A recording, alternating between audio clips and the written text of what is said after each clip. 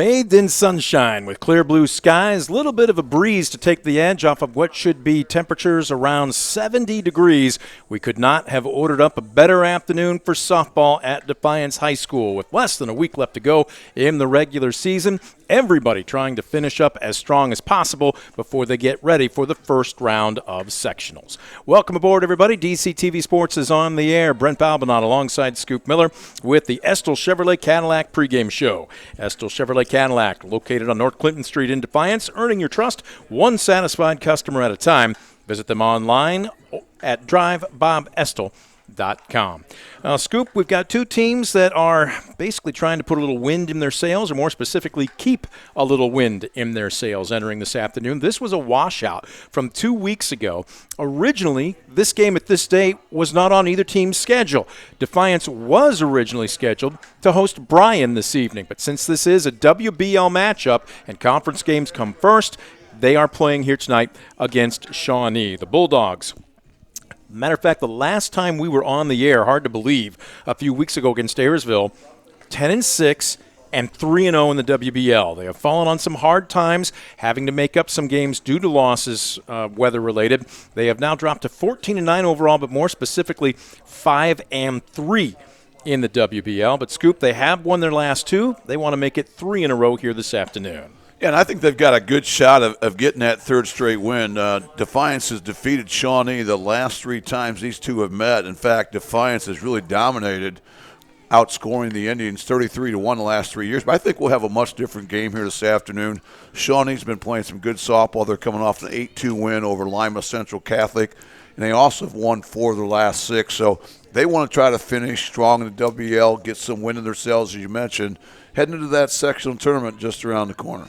With that said, again, the Indians have been pretty much a 500 team for the last couple of seasons. They sit at 9-9 here this afternoon, 2-4 in the WBL. But in talking with Coach Wheeler, he has said, woulda, coulda, shoulda. They are a young team with a young roster, and what that means usually is you got to go through some growing pains. Well, you're right. And both these programs are really solid, well respecting the WBL. Of course, Defiance coming off back-to-back WBL titles. The last time Shawnee won a title was in 2021, where the Indians went 29. So they've had some good softball teams. They do have a little youth.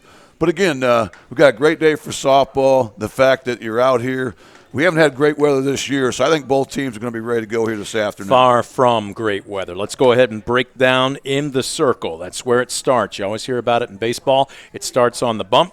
Well, the same can be said in softball in the circle. And taking to the rubber, it will be Riley Rhodes, just a sophomore. Rhodes on the season is 5-1 in 10 appearances.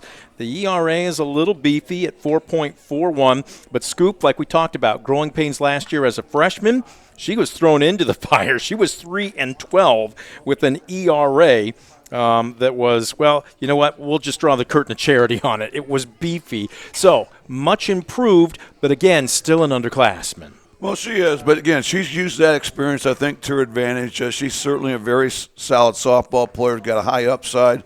You got to remember, she's got a plus 3-1 strikeout walk ratio, so she's a girl that's going to attack the zone. She's got a whole repertoire of pitches, but I think the focus is going to be you've got to get ahead of these Defiance hitters. You can't fall behind, so look for her to maybe go to her go-to pitches a little bit more often here this afternoon. And again, Scoop mentioned her strikeout to walk ratio, and she has been very impressive this season. 20 walks to 64 strikeouts, so we're talking better than a 3-1 ratio. But I can't say the one, but certainly the most glaring issue for Shawnee, and it was the same last season, fielding. The defense committed 75 errors last year. They fielded just 877. They're in the low 900s this year, but that is still putting a lot of pressure on your pitcher. It really is. And if you look at the numbers, more than or less than half the runs scored against Riley Rhodes have been unearned. Mm-hmm. So that makes it awfully tough when you're giving away extra outs, you're giving teams extra runs. So they're going to have to play clean if they want a shot of ending a 3-game losing skid to the Bulldogs here this afternoon. On the flip side, for the Bulldogs, we have been used to seeing Natalie Ordway, the sophomore. We're going to see a freshman The baby shark, Addie Miller, is going to be in the circle for Defiance for this afternoon. Ordway will still be on the roster. She is going to be in the lineup playing right field, but we're going to see the freshman Addie Miller, and it's been a couple of underclassmen. I don't want to call it a spin of the roulette wheel by the coaching staff, but she's got several starts under her belt as well. Well, she does. This will be her 15th appearance overall. She's 7-7 with a 3.00 ERA. Opponent sitting just 249 off Addie Miller, and she has a very impressive strikeout walk ratio of 5-1. So she's really getting it done. She hasn't hurt herself with freebies, and she's trusting that Defiance defense, who seems to be getting better here as the season goes on. Now, she also has been the beneficiary of some heavy hitting. The offense has at least 2 coming into today, batters hitting over 400, and guess who one of them is? Addie Miller. She's able to help her own cause if need be. Yeah, she's had a stellar year, and they're going to need that offensive support here against Shawnee, I think, here tonight. But Defiance has been impressive. They come in scoring just over 7 runs per contest this year. They have a team batting average over 300. On-base percentage as a team nearly 400. So, again, they're really finding ways to light up that scoreboard. And certainly with Addie Miller in the circle, they have to like their chances here tonight. You see both teams finishing their warm-ups here as we are about 7 minutes away from first pitch. Gorgeous blue skies, temperatures expecting to push 70 degrees. It's a big WBL matchup as Defiance welcomes Lima Shawnee. Don't you go anywhere. You are watching the Estill Chevrolet Cadillac pregame show. We're back with more right after this on DCTV Sports. Estill Chevrolet Cadillac is this area's new and used car headquarters, earning your trust one satisfied customer at a time. Estill Chevrolet Cadillac, North Clinton Street in Defiance, and online at drivebobestill.com. For the past 70 years, Midwest Community Federal Credit Union has been your financial partner, helping you achieve your dreams and secure your future. Midwest Community Federal Credit Union, with locations in Defiance, Bryan, and Napoleon. Find out more at midwestcommunity.org. Simplify your everyday banking with convenient account options and digital banking features that fit your unique lifestyle. Premier Bank, everyday banking solutions designed for you. Explore solutions today at yourpremierbank.com.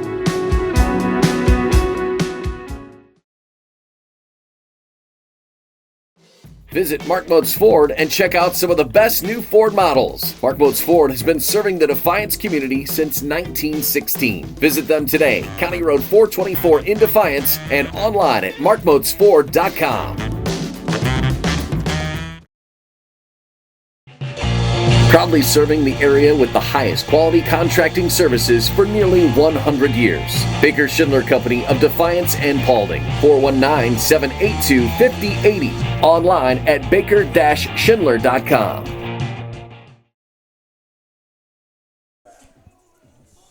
Back at Defiance, finishing their warm-ups both infield and outfield, getting a little stretching done. Is that Bella Rollison in center field? Hopefully she's okay. Tell you what, the last thing you want to see is a freak injury taking out one of your starters before game is over with. And actually, that's Natalie Ordway, but she appears to be none the worse for wear. Brent Balbadon alongside Scoop Miller. So let's go ahead and take a look at your starting lineups, brought to you by Baker Schindler Company, proudly serving the area with the highest quality contracting services for nearly 100 years. Baker Schindler Company of Defiance and Paulding, baker-schindler.com.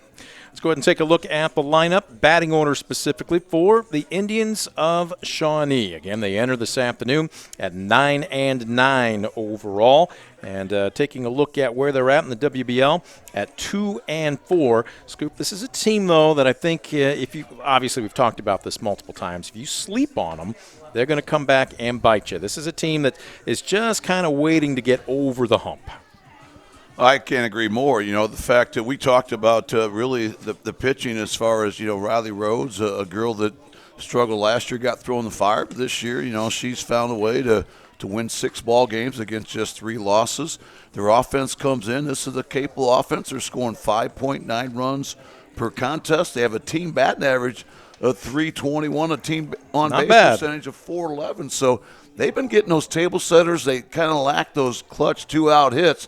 But I think that'll come with experience. Defiance just hope that's not tonight. Michaela Browning, the sophomore, will be leading things off, playing first base. Browning again with a healthy .373 average. Batting second, Taylor Leasty. Taylor Leasty will be playing third base. Leasty, again, entering this afternoon's contest, hitting a respectable .352. Anna Menke, you and I had a chance to chat with her a couple weeks ago when this game was originally scheduled to be played. We weren't sure if she was going to be able to suit up. Earlier that week, she took a ground ball, a bad late hop, right in the throat, bruised her trachea and her larynx. She smiled and said the doctor simply said, stay off it for a while, meaning don't talk. But she is back, and they need her in the lineup as she is just an alpha. Their junior shortstop will hit third, Menke hitting .308. Riley Rhodes, the pitcher, will bat in the cleanup spot. Lila Rosas will be roaming left field. She'll hit fifth. Addison Melson in center field will bat sixth. Casey Carroll will be in right field. Addison Neff will hit eighth. She is the catcher.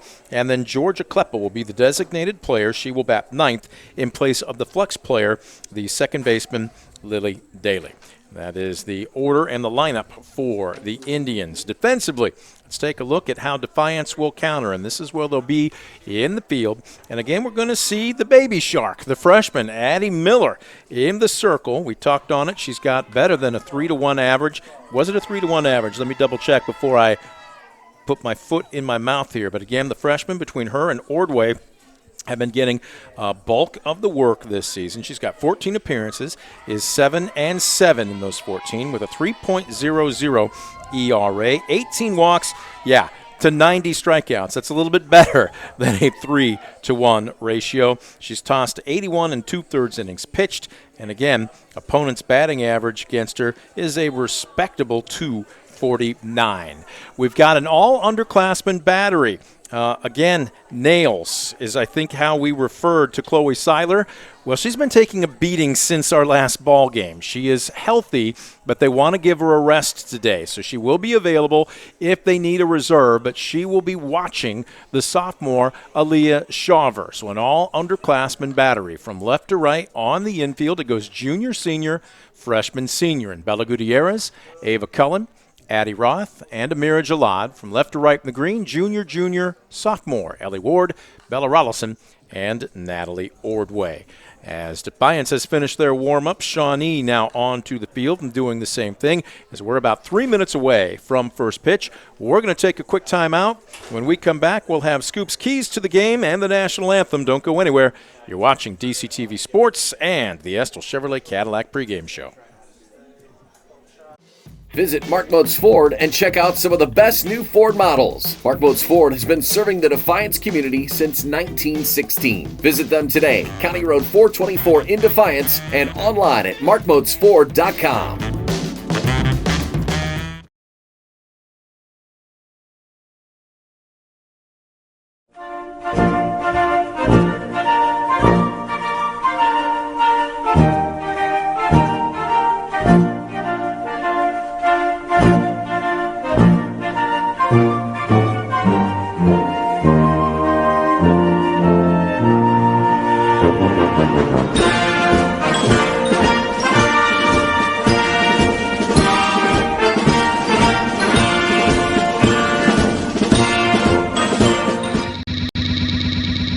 Brunswick Eye and Contact Lens Center. Personalized service and quality products in a friendly and caring atmosphere. Schedule your appointment today. Brunswick Eye and Contact Lens Center. Stadium Drive in Defiance and online at visionsource-brunswickeye.com.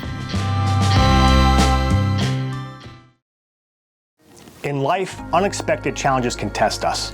If you've been seriously injured in a car accident, you deserve a team that understands. Because your story matters. Call Arthur Law Firm today. We'll fight for you every step of the way.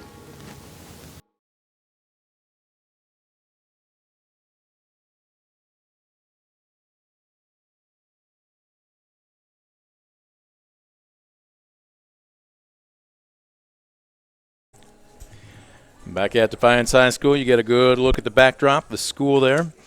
It's really an impressive sight. When they went ahead and passed the bond issue here, they did not skimp. This is just an impressive school, and it boasts some impressive athletic facilities as well, and the softball field among them. Brent Balbinot alongside Scoop Miller as we are getting set to put a wrap on the Yestel Chevrolet Cadillac pregame show. Time for the keys to the game. Scoop, let's start with the hosts in Defiance. What do the Bulldogs need to do to make it 3 in a row? Well, I think for Defiance, they need to minimize strikeouts. They need to put pressure on that Shawnee defense, find a way to grind out at bats, come up with those big clutch 2-out hit, 2-strike hits that we've seen so many times from Defiance. When they do that, they usually get the W. On the flip side for Shawnee, this is a young team. Doesn't mean untalented, though. Well, yeah, I totally agree. But I think for the Indians, it's going to come down to really the defense we kind of alluded to early. I think they need to play clean defensively, not allow the Bulldogs extra outs and extra opportunities. This Bulldog offense is just too good to give a 4th out to. And I think the other key, for Shawnee, they want to win that freebie war. They have to minimize free base. They cannot give Defiance, walks, errors, hit batsmen and so forth. I think they need to really do a good job win that freebie war. If they do that, they've got a great shot at ending a 3-game losing skid to Defiance here tonight. Those are your keys to the game as you see the field bathed in plenty of sunshine in the late afternoon on a Friday. Finally, we're getting consistent good ball-playing weather. And again, no surprise if you've lived north of the Mason-Dixon line for, say, I don't know, a day, you're going to realize that the weather can change on a dime. But this is the kind of weather that the game was meant to be played in.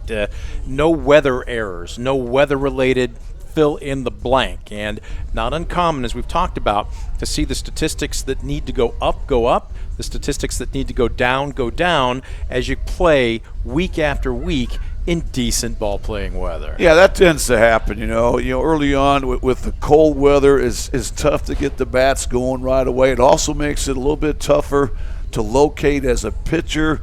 And then sometimes with the elements, you've got a wet softball, you're trying to field, you're trying to throw, you're trying to pitch. So all in all, they've kind of battled through that, and now we've got some great softball weather here tonight. Again, I was just going through it with the crew here as they were doing their pregame setup. We've lost at least 3 softball games, and I believe probably just as many, if not maybe a couple more baseball games. And then, of course, what ends up happening is, this game being a great example of it, you're scheduled to play a quality non-conference opponent, but hey, conference games matter more, so both teams were able to adjust their schedule and make this one. Brian will have to wait for a later date if indeed they play it at all. What's that do from a coaching standpoint? I've got a pretty good idea. Players want to play games. Coaches want to practice. But when you've got to play 3, 4, sometimes 5 games in 7 days, what's that do to a team? Well, you're right. The kids, they want that major league schedule where they're really playing day in, day out. And the coaches, boy, it's awfully tough when you have a game last night. You turn around, you've got no preparation time for that next opponent. So it does make it a little tricky. But, again, that's why you put in the long hours in the off season, in the preseason, prepare for moments like this. We all know it's always an AD's nightmare in the spring trying to reschedule and juggle things together, and credit both these schools for making this happen. But again, a great night for a makeup game. It should have happened a couple weeks ago, but unfortunately, due to the elements, they've rescheduled for tonight. Well, and what ends up happening, too, is some games just don't get made up because we are literally about a week away from the start of sectionals, and let's be honest, that's what matters most. So some games will probably just fall victim to the weather and not get played at all. A situation here where Defiance and Tenora, we have yet to get a Tenora softball game on the air this season. We've had 3 rainouts for Tenora softball, one that's making me bite my lower lip because it's coming up next week. But again, Ayersville and Tenora are going to play each other on a Wednesday, but we just simply won't be able to bring that to you. But my goodness, that's a matchup, especially with the Honey Badger, Kendra Waldron taking the circle for Ayersville. Tenora trying to put some wind in their sails. Tenora will actually play Defiance on Monday, then their first round of sectionals on Tuesday, and then Ayersville on Wednesday. Their season technically might be over, and yet they're still going to play a makeup conference game the following day. Yeah, that's why it's awfully tough, especially on the coaching staffs when you have to deal with these things. But everybody goes through it, and at least for softball, you can still throw the same pitcher the next night. In baseball, sometimes you've got to juggle in a sectional game in between two conference games, and then you're really kind of rolling the dice. Do I save all my pitching for the sectional? Do I even it up? And so forth. So it gets to be tough. But again, that's why the coaches get paid the big bucks. Handsomely compensated, I believe, is the phrase. Well, you can hear Defiance gathering just underneath us in the third base dugout, and we are perched in the press box right on top of them. Shawnee has finished their warm-ups as we are getting set for the playing of the national anthem. Late arriving crowd as the weather is going to hold up for this one, and we'll wait and see. Well, now Shawnee's going to go ahead, and as you can see him coming out of the dugout, they're going to huddle up on the top of their dugout and get ready to go. But however it works, whatever your pregame ritual is, we're getting set for first pitch. We want to remind you, as we're going to have a busy week next week, as we will be on the air. It will be, Tuesday. We're going to have Defiance baseball, home versus Archbold. Then on Thursday, we will be right back here on the other side of the complex as Defiance softball will be taking on, I believe, is it Lima Senior in the first round of sectionals. And then on Friday, this ought to be a really good one. Baseball takes center stage. We are at Tenora as they welcome Bryan. And then, of course, the following week, we're going to get ready for sectionals and districts for high school baseball. So, Scoop, as much as we had washed out through the first probably 6 weeks of the season, we're going to try and cram in as much as we possibly can over the next 2 weeks. Well, you and I are like players, so we love this type of year. We love it when we got game after game here. And as you mentioned, going to be some good ones. We've got some great non-league matchups. We've got some great sectional matchups. And, again, a fun time of the season for all of us. Well, there you take a look at the baby shark. Addie Miller, the freshman, getting the starting nod. She's had 14 to her credit here this season. And she will get the starting nod as sophomore Natalie Ordway will stay in the lineup, but she will move to right field. As finishing the warm-ups, just trying to stay and put a little edge on. You don't want to get too lathered up, but at the same time, you want to be loose. And we take a look at the freshmen, as we talked about. A little bit of a light crowd, but a cool, refreshing beverage. Who doesn't enjoy one, especially on a day like today? Infield practice still being warmed up as we're getting set to get it going here. And this is taking a little bit longer than I think we had originally anticipated, but we're not going anywhere. I think with Shawnee's late arrival, they've kind of backed up game time a little bit, and right now Defiance taking the infield here. And I was under the looking impression, good. They're getting some true hops here in this turf, which would you expect. But I was under the impression that they switched to try and make things time out a little bit, but apparently not. Defiance is going to stay in their routine. Tell you what, when I watch Bella Gutierrez, she's a junior, and she stands in probably at 5'2", maybe 5'3", if she stands completely ramrod straight upright. But yet, you just look at her, and when you watch her make that throw across the diamond, if our camera can pan left just a little bit, you're going to see number 8, the little keg of dynamite at third base, and she has got an arm on her, Scoop. She's got a little bit of character to her as well. Well, she's ideal at that hot corner there at third base because she's not only quick, she can get to just about anything, and she has that strong arm across the infield. So she'll be tough to navigate infield singles if you try to slash one her way or if you try to push a bunt her way. She's awfully good defensively. You're seeing her show her glove work right there, and she is the perfect example of it's not the size of the dog in the fight, but the fight in the dog, and she's got a little bit of grit to her. As Defiance continuing to finish their infield warm-ups, what we're going to do is take another quick break. We'll put a wrap on the Estill Chevrolet Cadillac pregame show when we come back. You're watching DCTV Sports. Ohio is in a foster care crisis. Kids with real needs, medical, emotional, behavioral, are waiting for homes. Cornerstone Treatment Foster Care is looking for families ready to make a difference. You've thought about it, now it's time. Contact Cornerstone Treatment Foster Care today.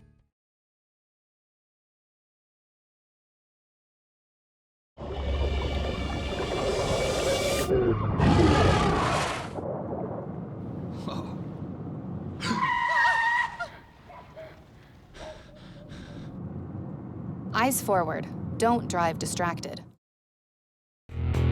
Estill Chevrolet Cadillac is this area's new and used car headquarters, earning your trust one satisfied customer at a time. Estill Chevrolet Cadillac, North Clinton Street in Defiance, and online at drivebobestill.com.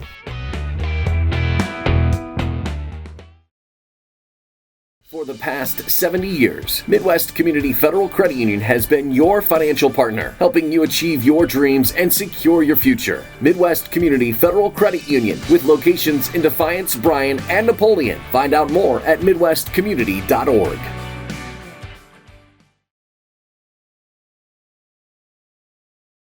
Simplify your everyday banking with convenient account options and digital banking features that fit your unique lifestyle. Premier Bank, everyday banking solutions designed for you. Explore solutions today at yourpremierbank.com.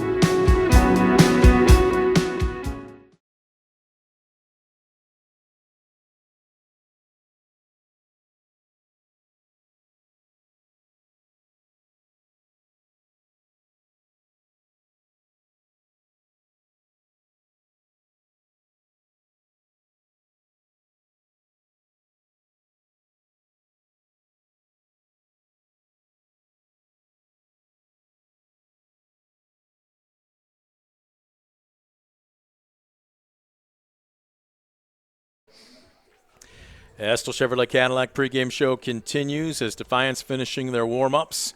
We are getting set for first pitch as the Bulldogs trying to keep their winning streak going, trying to make it 3 in a row. The Indians enter this one at an even 500 at 9-9 overall, a couple of games below 500 in the WBL.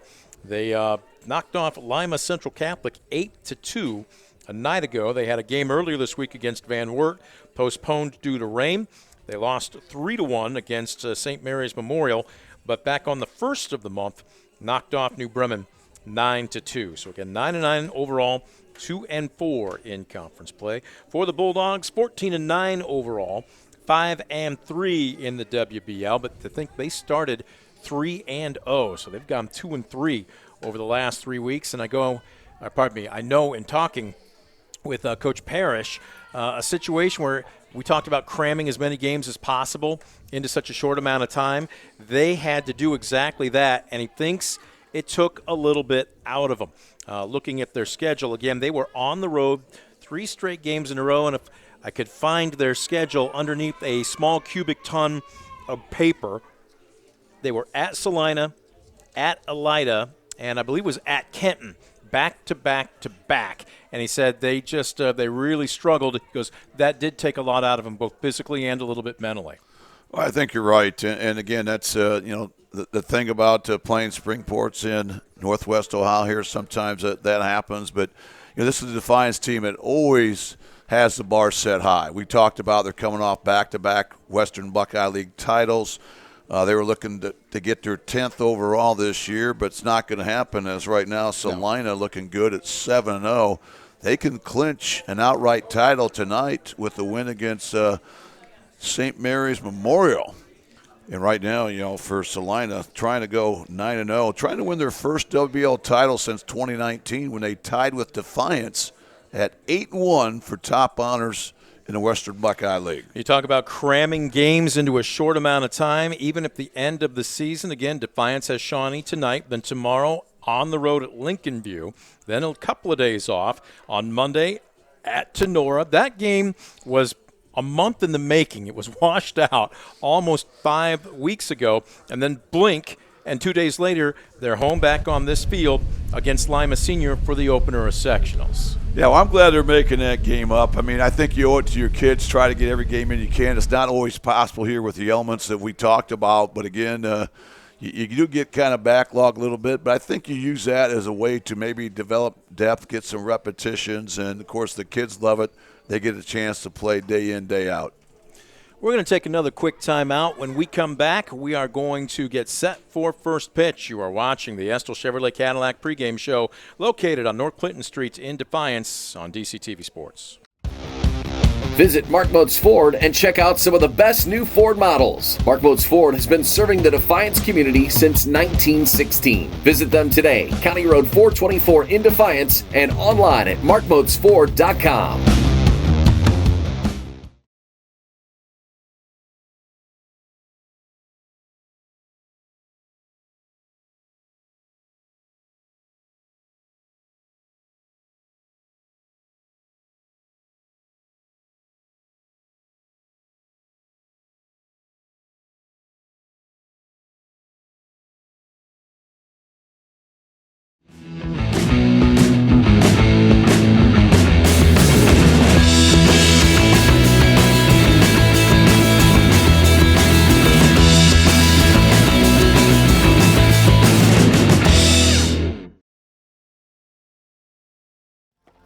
For decades, I've taught you everything I know.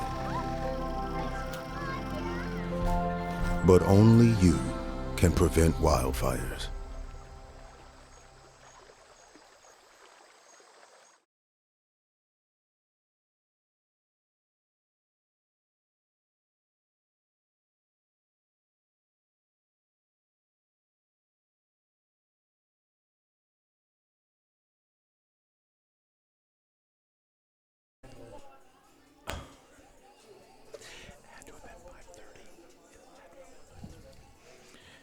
The Estill Chevrolet Cadillac pregame show continues on DCTV Sports. Brent Balbinot alongside Scoop Miller. And Scoop, I think it's pretty obvious this is a 5:30 start. So we were unaware of that. But how do you spell filler? Balbinot, Miller. So what do you got there in your hot little hands? Because if there's a man that over-prepares, it's the man standing to my left right now. I know you wanted to kind of break down some of the conference action and standings, so feel free. The floor is yours. Well, right now, let's take a quick look at the Western Buckeye League standings. Salina, as we mentioned, sitting all alone in first place at 7-0. Just a half game back is St. Mary's. The Rough Riders sitting at 5-1. But again, they cannot control their own destiny. Wapak is 6-2 right now. Elida is 6-3, and then you have Defiance 5-3. This is Defiance last WBL game, so they'd love to finish at 6-3. Bath right behind the Bulldogs at 3-5. Shawnee sitting at 2-4. Van Wert 1-7. Kent 1-7, and Otto Glandorf 1-5. And if you look at the WL this year, Brent, it's been a very competitive league. In non-league games, the Western Buckeye League has won over 55% of those games. So, that's awfully good, I think, especially the fact that all the talented teams in this local area and so forth, some of the teams out of Lama. And, again, overall, the WL very represented at the state tournament. 12 Final Four appearances. 3 state runner-up and a couple state champions. I think those were both Lima Bath. I think in 01 and 2014, the Lady Kittens were able to break through and get a couple state championships for the WL. But again, we all know how solid the WL is. It doesn't matter if it's on the guys' side or the girls' side. Very competitive league from top to bottom, as we all know. Well, and it's a situation, and understandably so, that the larger metro areas tend to have the larger concentration of talents, obviously. So the teams in the Columbus area, Cincinnati, certainly Cleveland, I'd even say Toledo, about 50 minutes from here. Yeah, those teams, those programs, those athletes tend to get more coverage, if you will. But I would say hiding in plain sight in the WBL, I'd even go with the GMC for some of the smaller divisions. Man, pound for pound, they punch above their weight. There is a lot of not just talent, but I'd say college-level talent that's not so much hiding in the Northwest Ohio cornfields. You take a trip over here on any game, any day, virtually any conference, and if you don't go away impressed, I'll be very surprised. Oh, there's no question about it, and that's why you don't have to travel across state or even to another state to find good competition. And we've seen that with Defiance. We see them schedule up. We've seen Anthony Wayne come here, one of the premier programs around and so forth. Perrysburg, in fact, Defiance boys pulled out a thrilling 4-3 win against 12-1 Perrysburg last night in Perrysburg to remain undefeated at 14-0. But then you look at, the history of the WL. Lima Bath certainly has been kind of the team, the gold standard, I'd say, for the WL. The Lady Kittens overall 22 WBL titles. Second behind them, Brent, is right here in front of us, Defiance Bulldogs. They have 9 WBL titles. And then closely behind, Walpock has 8. Salina and Elida both have 7. And then St. Mary's has 3. Shawnee has 3. Kenton 1. Van Wert and Otto Glandorf yet to secure a WBL title. Well, there you get a good look at Indians' first baseman, Michaela Browning, as Shawnee is taking their infield. We touched on it a little bit earlier in the Estill Chevrolet Cadillac pregame show. Shortstop Anna Menke took a ground ball, and it was a hard-hit ground ball to the throat a couple of weeks ago. She was going to play had they not been washed out a couple of weeks ago, but that was back on the 25th. It was 3 days earlier against Elida, I believe, and it was 11-0 was the final score, but she really has come a long way in the last 3 weeks as far as healing up. And as you and I were talking, she's got plans to play at the collegiate level as well, potentially the D1 level. Well, I really enjoyed talking with her. The fact that when she mentioned she's hurt, you said, well, we're glad that this game got pushed back because we probably wouldn't have seen you. And she's like, I'd have played. Yeah, she was. I'd have played. I might have been hurt, but I was going to play. And, she was all WBO last year, I believe, second team. So, again, she's an awfully good player. And I think she's already proven she's better than her dad was. Well, a former Bowling Green pitcher up until last season could brag he was on the last Bowling Green Falcon baseball team that won a MAC championship. But with the way they ran the table last year, didn't quite finish it off in the conference tournament, but still a situation where we know that there's ball playing blood in the family. And Anna Menke looking to give us a little bit of a show here this afternoon. Going to be very interested to take a look at her. But again, Dad Greg pitched on that team back in. Yeah. I'm trying to think what year would that have been. Well, I know he played for Coach Danny Schmitz. I want to say it was up until a couple years ago, everybody did. Well, it was in the mid-late 90s. I'll just say it. I'll give him a break. I'll say it's late 90s. But again, they had some good baseball there at BG, and of course, I got to cover Bowling Green several times last season. That great run that Coach Cal Halleck had.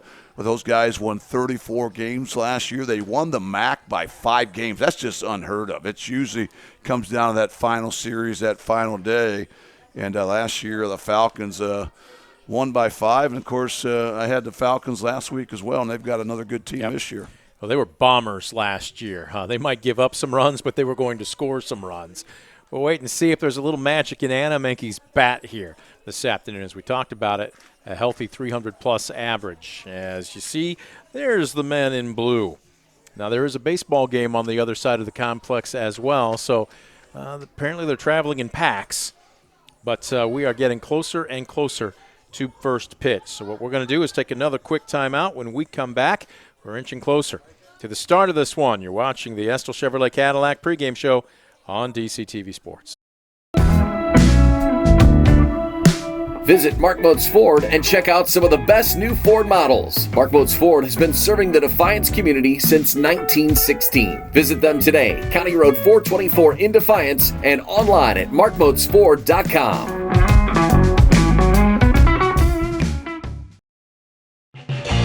Proudly serving the area with the highest quality contracting services for nearly 100 years. Baker Schindler Company of Defiance and Paulding, 419-782-5080. Online at baker-schindler.com.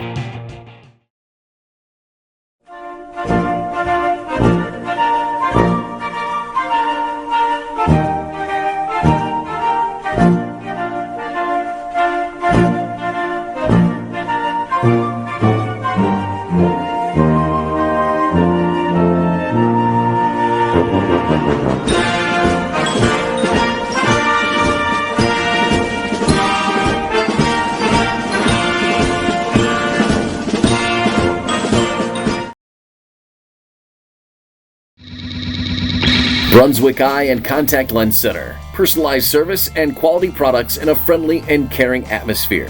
Schedule your appointment today. Brunswick Eye and Contact Lens Center. Stadium Drive in Defiance and online at visionsource-brunswickeye.com.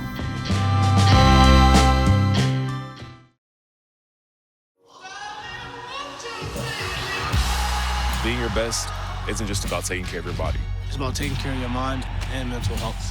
Find the resources you need to make your mental health a priority. Love your mind.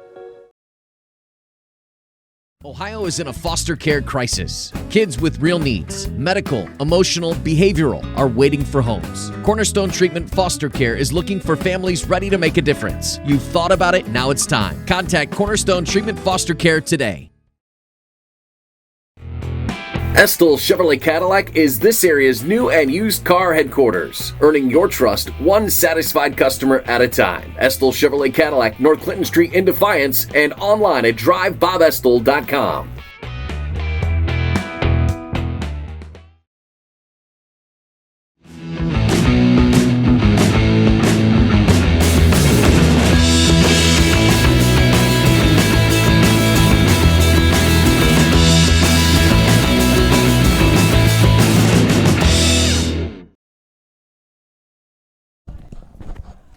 Back at Defiance, we are getting set for the first pitch.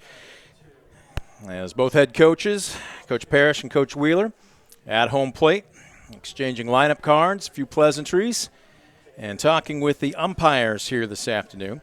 Behind the plate, calling balls and strikes, it will be Gary Brubaker. And in the field, we've got a two-man crew. He's from Tenora, does a ton of games locally as well as around the county area. Reyes Ramirez.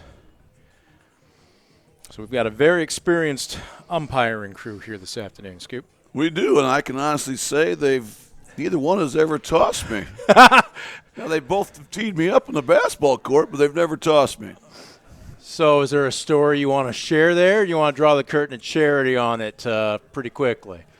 Let's just say I'm really glad I'm up in the booth here this afternoon. But no, these guys are two of the best. They do a great job, and again, they've got some big game experience, both on the softball field and also on the hardwood as well. So we welcome those two here to Defiance High School tonight. This one promises to be a good one on paper. Again, you've got a team that's won 2 of its last 3 in Shawnee. You've got a team that's on a 2-game win streak in Defiance. And it's about time to get going as we're going to have a couple of underclassmen in the circles. There you see the Bulldogs wearing their home black jerseys with the blue lettering and numerals and the white trim, with the blue stirrups for Shawnee. They've got kind of a throwback to the old Houston Astros of the 70s uniforms, kind of the multicolored striped jersey tops. They've got the black trousers with the red stripe and the white piping down the leg areas there, but getting set to get after it here. And again, if you're Shawnee, I don't want to call this a statement game, but for lack of a better term, I can't think of anything else to put it in here. This would be a huge feather in their cap to, number one, get above 500 as well as get set to head into the final week of the regular season. Yeah, it certainly would be. So that's why I think it's going to be important. Defiance has to come to play. You know, Defiance has struggled close games. The Bulldogs just 1-4 one-run games. So they want to get some separation early. They need to come ready to play against this up-and-coming Lima Shawnee Indian team here this afternoon. Now, both teams coming out along their respective baselines as we are getting set for the national anthem, brought to you by the Defiance County Veterans Office, proud to support local veterans and their families.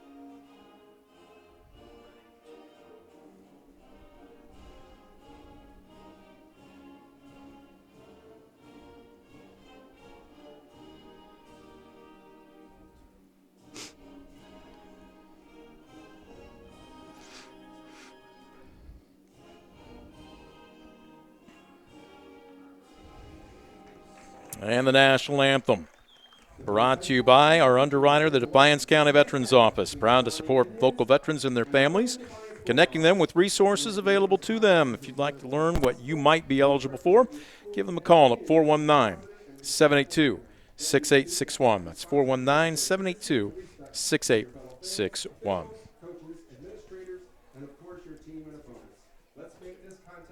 We're looking at a 5:30 start time instead of a 5 o'clock. But hopefully our sponsor, Estill Chevrolet Cadillac, felt like they got their money's worth here this afternoon. Nothing left to do but get after this. Scoop, how many times earlier this year did we talk about look at the flag and see which way it's blowing out? There were days where you would have thought Bob Ross painted it stiff. We had afternoons, late evenings, where it was easily 30, 35, even upwards of 40 miles an hour. This park did not play true. The old phrase, there's no such thing as a routine fly ball on a day like today, was more than regular in our vocabulary. Today, not the case. Plenty of sunshine, practically no breeze whatsoever, clear blue skies. You can't get a truer environment to play a softball game than this one. Well, you just can't. We haven't had many of those all season. In the press box, you can't always tell what the wind is, but you look at that, the Stars and Stripes, you always know. But right now, when I look out the Stars and Stripes, looks like the wind is blowing straight down. That thing's not even moving. No, not at all. Which means pitcher's park, hitter's park, or a push today? I think it's going to be a push today. I think the temperatures, it's in the upper 60s right now, so I think it's a good hitting day, but it's not really going to carry a lot till you get it into the 70s. There you see a good look at Stars and Stripes right there, and as Tim McCarver would say, wind is blowing straight down as you look at it. Starting lineups for the defense being introduced. As we mentioned, Addie Miller, the freshman, in the circle. It's an all-underclassmen battery as Aaliyah Shaver, the sophomore. Behind the plate, you got a freshman in the circle, a sophomore behind the dish. Get a good look at her. Again, Chloe Seiler, the normal starting catcher. She could go if they needed, but just needed a rest. We talked about playing so many games in such a compact amount of time, and as a catcher, in her first year of varsity, catching a couple of first-year varsity pitchers, let's just say she has sacrificed her body for the team good this season, and the coaching staff rewarding her by giving her a break. And there you see the young sophomore who takes the starting job today. Yeah, I like it, the fact that you get a chance to get some reps. We've got that young battery, as you mentioned. And remember, Defiance is coming off an 11-1 win against Shawnee a year ago in Lima. But again, I think we're going to have a little different feel today. This is the Shawnee team, as we've talked about. They've got some good young talent. They're starting to put the pieces together. They also have an offense, as we mentioned, hitting north of 300 on the season. There, get a good look from our center field camera. We'll get a good look, if not just upstairs and downstairs, but inside and outside. Had a chance to talk with Addie Miller earlier today. I said, all right, break down your repertoire for me. And she goes, primarily fastball, changeup. She does have a curve, although it's got to be on for her to feel like she's got to use it consistently. I said, okay, what's your swing and miss pitch? If you needed an out and not a ball put in play but a strikeout, what would it be? She goes, I do have a screwball. So she's not afraid to pitch inside. We talked about that over the course of the last couple of weeks. But again, still learning the craft, so to speak, as she has finished the last of her warm-ups. And they are all high fives, as in the on-deck circle, there you see Michaela Browning getting set to lead it off for the Indians. Browning. Browning, just 3 weeks ago, Scoop was hitting an even 400. Really good stuff as far as what you want to see as far as a leadoff is concerned. She's seen that average drop just a bit. Well, she's got good speed. She has 7 stolen bases in the season. She also second for the Indians in hits with 19, second in doubles with 7. And here she'll take the first pitch from Addie Miller. This one, a chopper to second. Ross stays back on it. Routine play. 1 away. A good start for Addie Miller. Right away, you always encourage first pitch strikes. She gets one across to Browning, and Browning rolls it over to Addie Roth, and a quick first out for that Bulldog defense. So that'll bring up Taylor Leasty. Leasty entering this afternoon's contest, hitting a respectable .352, digs in from the right side. Yeah, Leasty tied with Browning for second most hits with 19 for the Indians. Also has 8 walks. Good speed as well. The 0-1. This one off the end of the bat. A little pop up to second. Addie Roth, 2 opportunities, 2 putouts, 2 down. Great start for Addie Miller once again, attacking the zone early and often. She's only thrown 3 pitches, recorded 2 outs, but again, all 3 pitches across the plate. Now trying to get a 1-2-3 inning, but she'll have to go through Anna Menke here. Sitting 308 with a 390 on base percentage.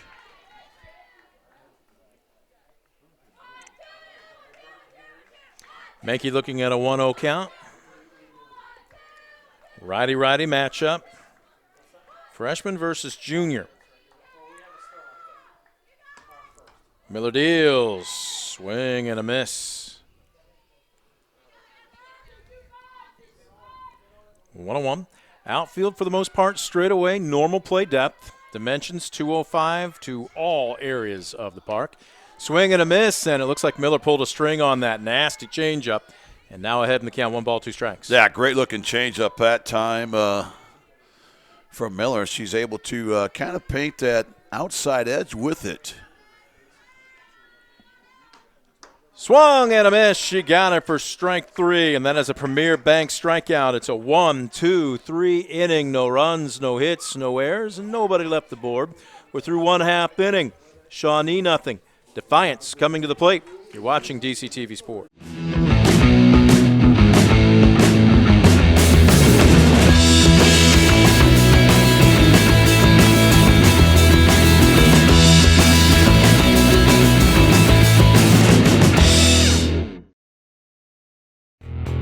Estill Chevrolet Cadillac is this area's new and used car headquarters, earning your trust one satisfied customer at a time. Estill Chevrolet Cadillac, North Clinton Street in Defiance, and online at drivebobestill.com.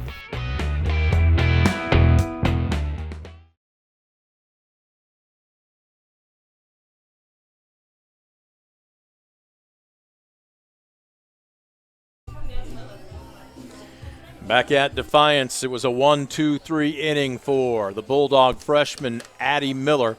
Her counterpart getting warmed up, and you can take a look at her right there, is the sophomore Riley Rhodes. Scoop, Riley? Yeah, for Riley, this will be her 16th appearance on the season. She has a 1-loss record of 6-3, 4.03 ERA, opponents hitting .314. Off Riley Rhodes, and as we mentioned in pregame, has a plus 3-1 strikeout walk ratio. So she's very effective. You know, she's going to be fastball heavy, I believe, but she does have a plus change, so she'll throw that quite a bit to both righties and lefties. And she also, I think, when she gets an opportunity to get a punch out, maybe that curveball or rise ball will be the pitch she goes to. Let's go ahead and take a look at the Defiance batting order as we'll see the 9 that will take to the box here for the Bulldogs. Leading things off right there, the senior shortstop, Ava Cullen, digging in from the right side. Cullen having herself a fantastic senior season. Scoop, last game that we covered was a disappointing loss about 3 weeks ago to Ayersville. She was hitting around 400. How about this? She's hitting 474 now. She's only getting better. Yeah, no doubt about it. An on-base percentage of .549. Again, she leads Defiance in about every category: runs, hits, RBIs, home runs, walks, you name it. 2-0 fouled away. Rest of the order, Addie Miller will bat second, the pitcher. Designated player, Viviana King-Mayeka will hit third. Ellie Ward batting cleanup. Bella Gutierrez, the third baseman, hitting fifth. Natalie Ordway, instead of in the circle, in right field, she will bat sixth. Batting in the 7th spot, it will be freshman second baseman Addie Roth. Bella Rollison, the junior, roaming center field, and hitting ninth, first baseman Amila Jalad. As this one, a humpback liner off the glove of Menke, just past the outstretched reach of the shortstop, and that will be an infield single to lead off the bottom of the first. Great start for Cullen. Again, a reason her batting average is going up, Brent, she's staying off those marginal pitches and pitches out of the zone. She got into hitter's count at 3-1. And there she gets the Bulldogs' first hit, and Defiance has something cooking early. Here's Addie Miller hitting .411, the other Bulldog batting over 400. As the runner goes, throw down to second is not even there. It's going to be an easy stolen base for Ava Cullen. Let's take a look at the defensive lineup for Shawnee. We gave you the batting order for the Bulldogs. Here's what the Indians will do. We've talked about the sophomore Riley Rhodes in the circle. Junior Addie Neff is behind the plate. This one popped foul out of play. From left to right on the infield, it goes sophomore, junior, junior, sophomore. So a pair of juniors sandwiched in between a couple of underclassmen. Taylor Leasty, Anna Menke, Lily Daly, and Michaela Browning. From left to right in the green, it goes sophomore, junior, junior. Lila Rosas, Addison Melson in center, and Casey Carroll in right. This one misses inside. 2-1. Again, your home plate umpire. He's got the gear on, calling balls and strikes. Gary Brubaker. As this one popped up, right field, drifting over, making the snow cone catch is Carroll. Heads up play, though, by Cullen, as she knows exactly where she is on the field. She tags up, and just like that, a runner just one station away from breaking this game open for Defiance. Well, great job by the freshman Addie Miller. Kind of situational hitting. She gets one she can lift to the opposite side.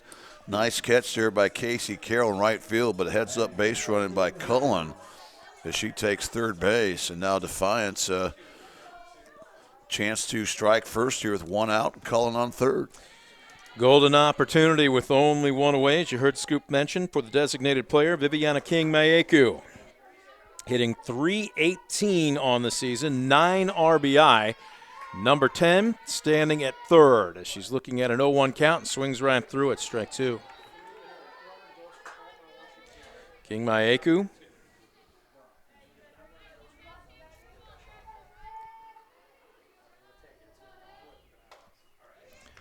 This one a shot to first and snap throw back to third and just getting back in time. Nice job by Cullen to slide in underneath the tag, but what a play by Browning at first. Tremendous play that time by Michaela Browning, who was able to snare that line drive, then alertly throw across the diamond there to try to double up Cullen. Cullen just beats the tag there, getting her hand in third base just in time. If you're King-Maeku, sometimes that's the way the game rolls. You barrel one up, but that's what they call an atom ball right at the first baseman. So it will take some two-out hitting to get the job done. Ellie Ward digging in from the right side as she swings, fouls this one back. A great job by Rhodes right now, really starting to find her stuff, locating, and quickly she gets on top of Ellie Ward here. Ward hitting .343 on the season. All arm there, and she's a strikeout victim, a Premier Bank strikeout. So that will do it for Defiance here in the bottom of the first as they waste the leadoff single by Ava Cullen.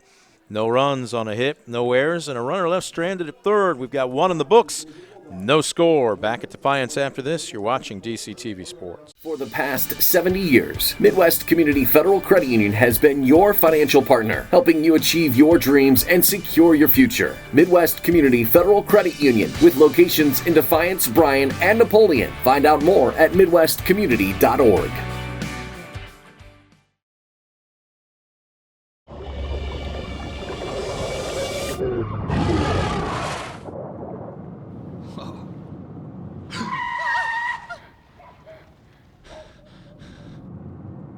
Eyes forward. Don't drive distracted.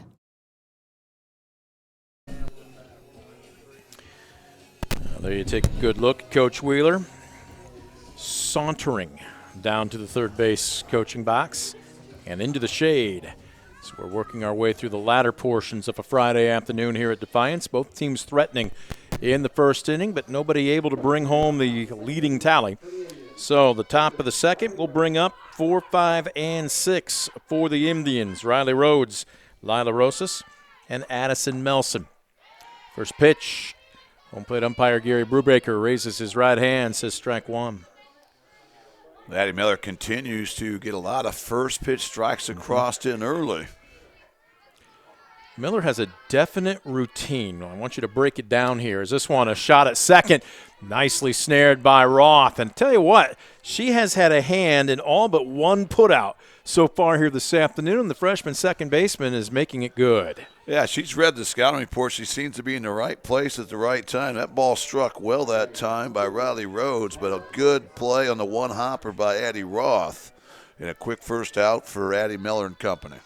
So here's Rosas hitting .349. This one well struck into center field, going back, and it's over Rollison's head all the way to the wall. Rounding first and standing up into second base with a one-out double. Rosas with the first hit of the ball game for Shawnee. That's a great swing by the sophomore, Lila Rosas that time. She came out swinging early, and she got a pitch she could drive, and Rollison did all she could to try to get behind that baseball, but that ball was barreled up.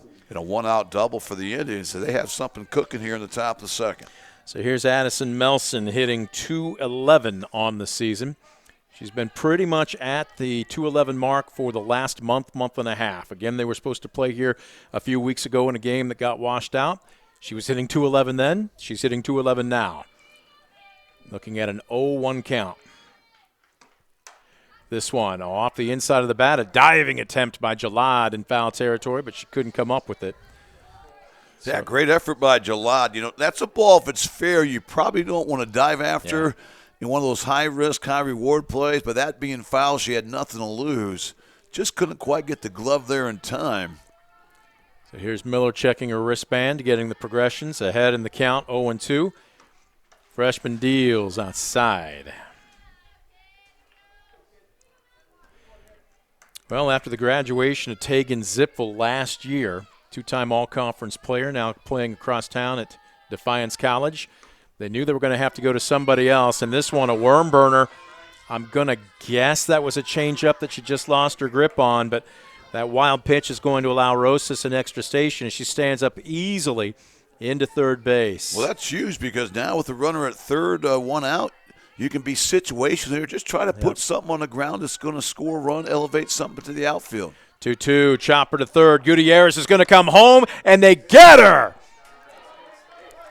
Shaver with the tag, and again, that's where are you moving on contact or should you be listening to your coach? But she moved. That was a dart right at the junior third baseman. Gutierrez didn't hesitate as she threw a pill to home plate, and they gunned down the runner. Well, great job by Bella once again, who's been so outstanding defensively. We talked about that cannon of an arm that she has, and that time a nifty glove play and a strong throw home as the Indians were going on down angle contact. You know, they got the ground ball they wanted, but that's one of those balls where you really want it up the middle. You know, to the corners that are playing in, that's going to be a tough read. So 2 outs. Digging in from the left side is the right fielder, Casey Carroll. Carroll hitting .386, but the difference is instead of 2 outs and a runner at third, 2 outs and a runner at first. This one underneath it, popped up, shallow right field. This is no man's land, and Roth can't track it down. Rounding second, the throw's going to be up the line. Can Gutierrez make it 2 in a row? Play at the plate, got her! Wow. Bella Gutierrez, we see you. 2 tremendous plays by the junior third baseman to keep Shawnee off the board. We're going to score that 4-9-5-2. It all ends up the same as the third out at home plate. We'll head to the bottom of the second. Defiance with some great defense to keep Shawnee off the board. You're watching DCTV. Simplify your everyday banking with convenient account options and digital banking features that fit your unique lifestyle. Premier Bank, everyday banking solutions designed for you. Explore solutions today at yourpremierbank.com.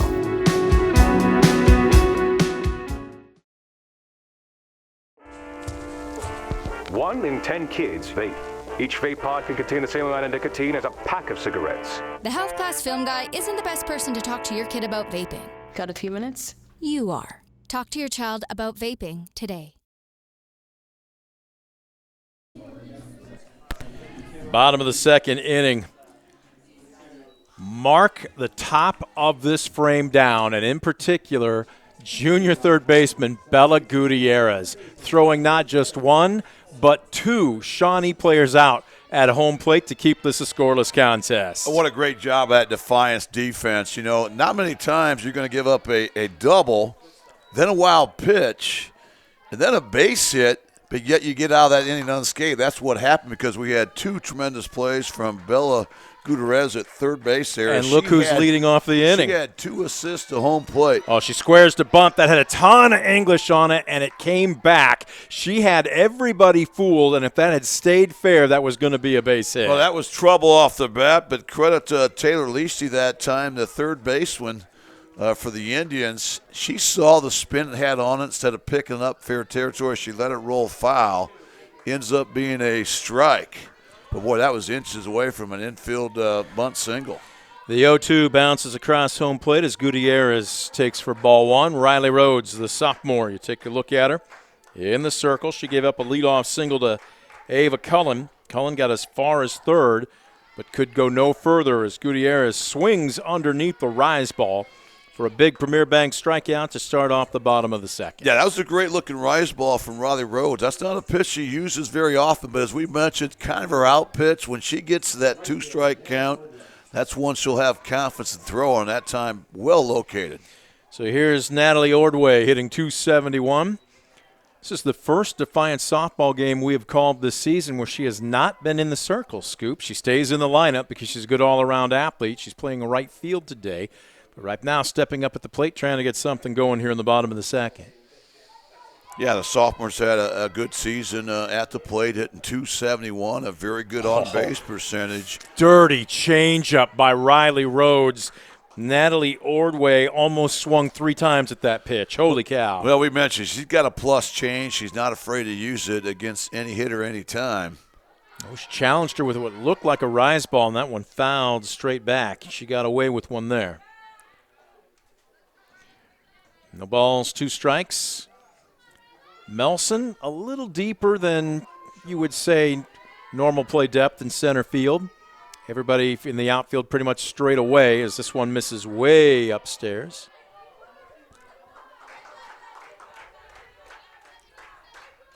Good crowd on hand here this afternoon.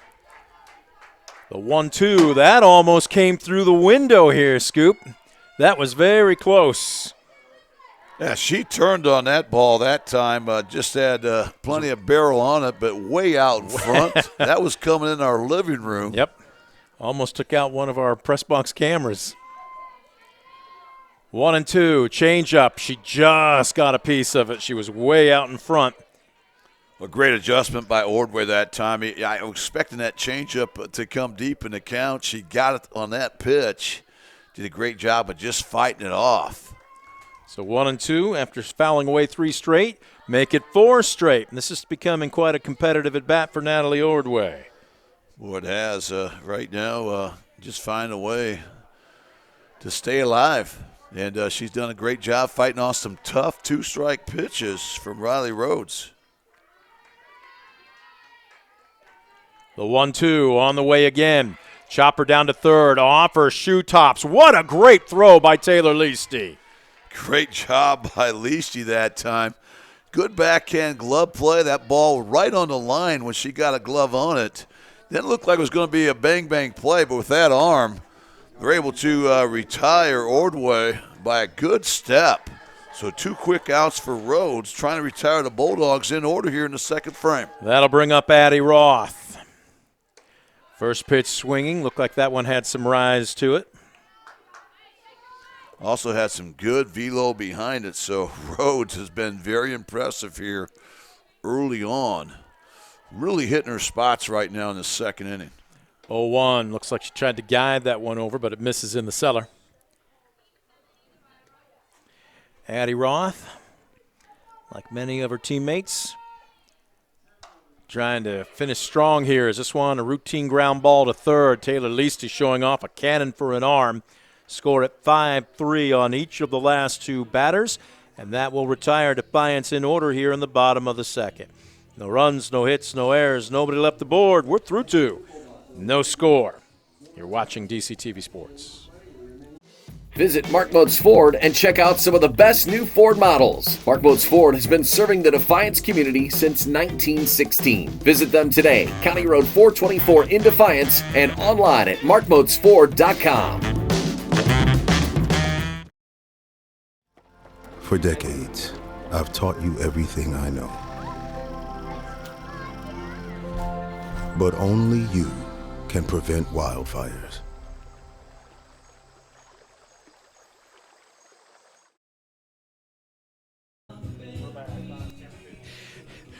I don't know where they got Glenn Campbell and Southern Nights from as far as the playover music is concerned, but holy cow, my mom would be in seventh heaven if she were hearing this song right now. Welcome back to Defiance, ladies and gentlemen. Four-wheel drive trip down memory lane takes us back to the here and now. Top of the third, we'll bring up the bottom of the order for Shawnee. It will be the 8-hole Addison Neff to lead it off. The 9-hole Georgia Kleppel, the designated player on deck, and then it will roll over to the top of the order, Michaela Browning. Addison Neff hitting .217 on the season. Looking at an 0-1 count as the young freshman taking care of business in the circle so far for Defiance. Addie Miller. Scoop, I want you to watch Miller after the delivery of each pitch because she has a distinct pre-pitch ritual. She will take the ball, she'll walk all the way outside the circle, probably about 3 or 4 steps before she readjusts. I mean, she has a very definitive pre-pitch ritual. Yeah, I don't want to compare her to Al Hrabowski, but that's who I think of because she goes behind the mound or behind the circle. All right, she gets set. She has her see back. her right there. She's going through it again. Yeah, she has her back to play. Then she gets squared up, gets her arm kind of loose. But, again, it's a matter of getting mentally locked in. So she has that routine, has a lot of confidence in it. The 1-1, strike on the corner. And there you see her once again walk behind the circle. Yep. It's a good look from our first base cam. She gets the call from the dugout, checks the wristband to see what pitch it is, and then, again, focused and locked in. This one popped up, drifting back at short, 1 foot in front of the outfield grass. Cullen makes the routine put out. Nice pitch again by Miller, and credit Cullen. Did everything right. You know, a lot of times kids will drift on that ball. She went back right away, called off her left fielder, took charge of it. Big first out for Addie Miller. So here's Georgia Kleppel digging in.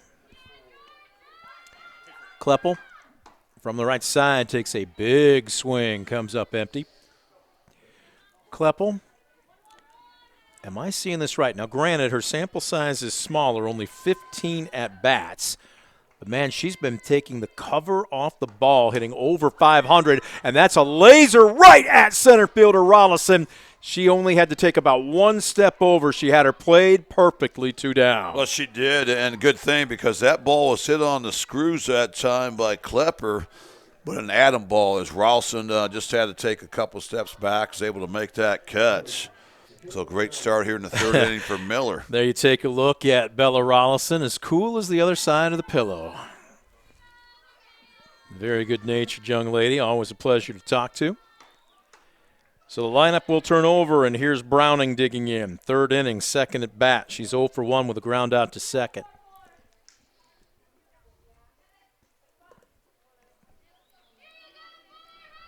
Miller deals outside. You can probably hear the crowd reacting across the mezzanine level here as Defiance Baseball is also playing. Two-headed action here this afternoon. Swing and a miss. Boy, that had some nasty break to it. What did? That almost fell off a table. That was a nasty pitch. Just no chance for Browning. And now the count starting to get back in the favor of the pitcher here. Baby Shark deals. Is this one slicing foul down the left field line? It evens the count up at 2-2. Right now, Addie Miller's done a great job. Has not been in a 3-ball count. Did a nice job controlling the count early. 2-2. There's a good shot from our center field camera. Check swing. Boy, that was a gutsy take by Browning. I'm not so sure she might not have even been fooled on that pitch. That looked like a screwball once again. We saw early in the at-bat where it just kind of fades away from the left-handed hitters. Payoff pitch on the way. Got her looking on the outside corner. Strike 3. A backwards K ends the third inning on a Premier Bank strikeout. And the freshman, Addie Miller, makes it a 1-2-3 inning. No runs, no hits, no errors, nobody left the board. We'll head to the bottom of the third. Pitchers duel at Defiance. We'll see if the Bulldogs have some offense when we come back. You're watching DCTV Sports. Simplify your everyday banking with convenient account options and digital banking features that fit your unique lifestyle. Premier Bank, everyday banking solutions designed for you. Explore solutions today at yourpremierbank.com.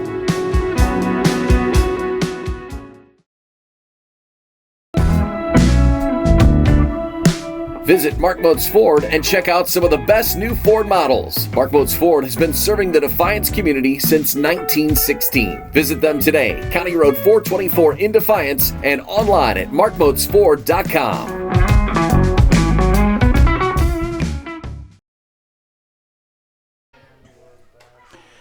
Bottom of the third at Defiance brings up the bottom of the order for the host Bulldogs. 8 and 9. Bella Rollison leads things off as she swings at a pitch downstairs and fouls it back. 0-1. Amira Jalad on deck, and then the lineup turns over. Senior shortstop Ava Cullen in the hole. Pitchers duel. Both teams have only had one base runner, at least at a time. Multiple base runners for Shawnee, but never multiple base runners. Both teams underclassmen pitchers. The freshman Miller for Defiance, and right here the sophomore Rhodes for Shawnee have been bringing their A game here this evening. Well, they have. You know, both pitchers right now just one batter over the minimum, so they've done a nice job. The defenses have played clean behind them. And right now Defiance trying to get their leadoff man on board here for the second time this afternoon. Rollison has been struggling a bit at the plate, as you can see this season. Tremendous defensive player. Is working the count a little bit more to her favor here as this one. Whoa! Brock, you don't get hazard pay over at first base on top of the dugout there. he seems to be in one piece, so does the equipment. Yeah, but he's still wondering, boy, how close did that come to me? He's okay. As Rollison swings through a rise ball, strike three. That's a Premier Bank strikeout. Third Premier Bank strikeout for Riley Rhodes. As that time she's able to get Rollison in a negative count. Then comes with that rise ball with two strikes that we've seen before. So here's Jalad digging in. First baseman hitting out of the 9 hole, hitting a .174. And looking at an 0-1 count. Rhodes deals. Late decision by Jalad to offer there. That ball looked like it was almost in the mitt of catcher Addie Neff before she pulled the trigger. And now she's down on the count 0-2. Busting her inside. She takes. That's a great pitch right there. You know, had a purpose, very competitive pitch, a little bit off the plate. But again, that's a good-looking 0-2 pitch. Nothing you're going to do with that if you take a swing. Check swing and strike through the call from Gary Brubaker. That's another Premier Bank strikeout, back-to-back for Rhodes here to start off the bottom of the third. Now, Riley Rhodes continues to impress me up here. She's got command of all her pitches, not afraid to go inside or outside to any hitter. And now 4 punch-outs on the afternoon. So here's Ava Cullen. Good luck striking her out, batting almost .500 on the season. She'll be playing her college ball at Ball State. Coach Acuna and company licking their chops to get her in a Cardinal uniform as soon as possible. No question. If you have to pitch to Cullen, here's where you want to do it. Nobody on base and 2 outs. But still, you don't want one pitch to beat you right here. So you still want to make some quality pitches. But remember, if she gets on base, she's got great wheels, and she'll be off and running. Oof, tough pitch. Paints the black on the inside corner. Cullen didn't like the call, but at the same time, you're still ahead in the count. If you swing at that pitch, the best you're going to do is pound it in the ground. That's a great pitch, but it's even a great hold right there because you're up in the count. You don't have to swing at that tough strike. This one popped up right side. The second baseman battling the sun. Daly had it. She doesn't have shades on, but she makes the catch. And it's a 1-2-3 inning for Rhodes and Shawnee here in the bottom of the third. No runs, no hits, no errors. Nobody left the board. ABBA will take us to our next time out. You're watching DCTV Sports. Proudly serving the area with the highest quality contracting services for nearly 100 years. Baker Schindler Company of Defiance and Paulding. 419-782-5080. Online at baker-schindler.com. Brunswick Eye and Contact Lens Center. Personalized service and quality products in a friendly and caring atmosphere. Schedule your appointment today. Brunswick Eye and Contact Lens Center. Stadium Drive in Defiance and online at visionsource-brunswickeye.com.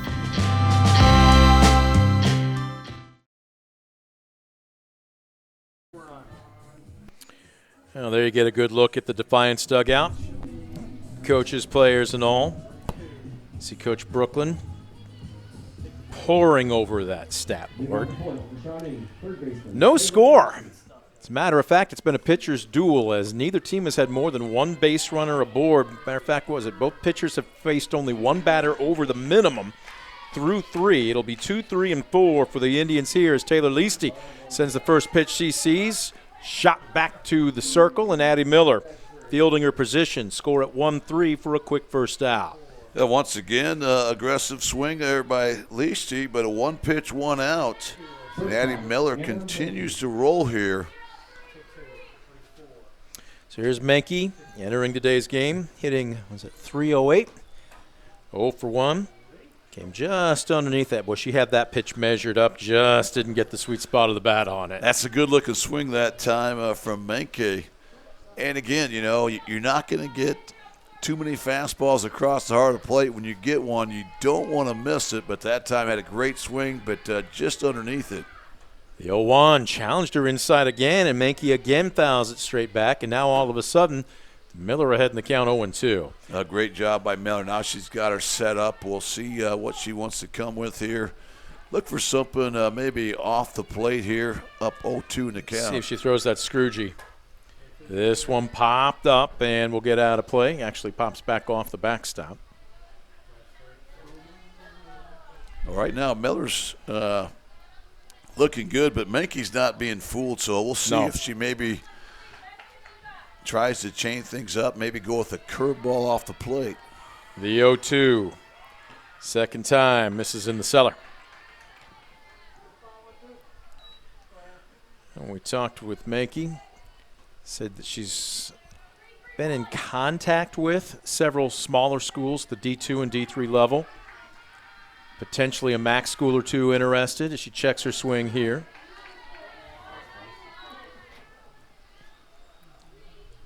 Of course, her dad's alma mater probably thinks she would look good in brown and gold, or pardon me, brown and orange.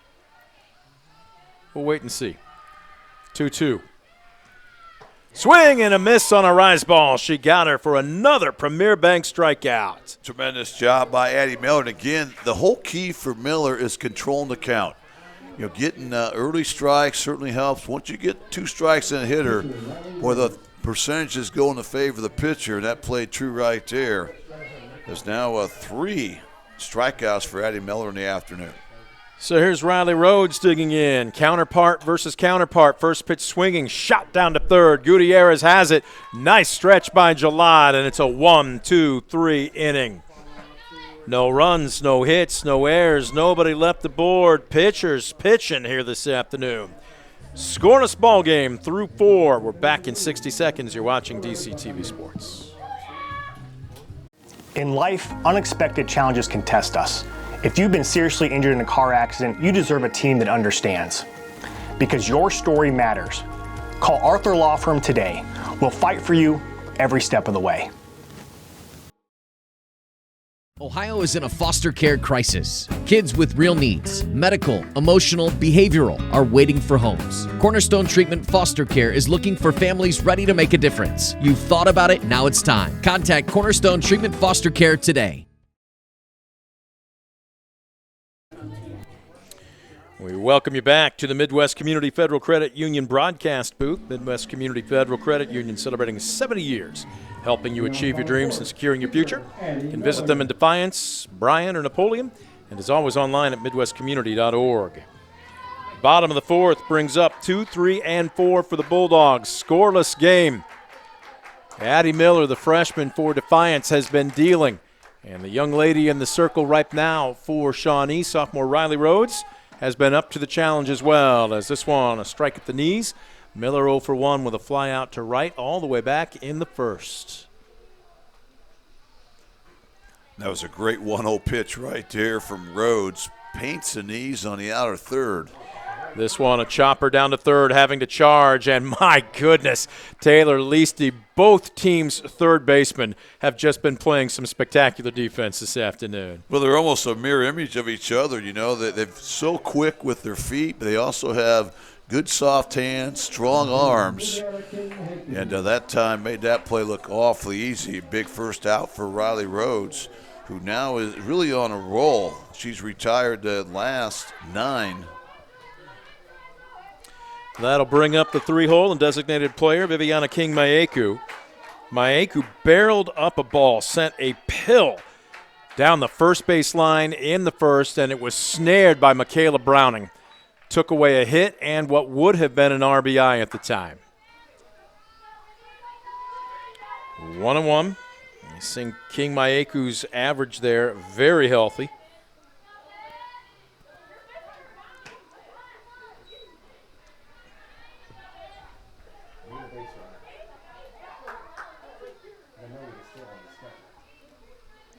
Two and one. Rhodes steals. This one fouled straight back.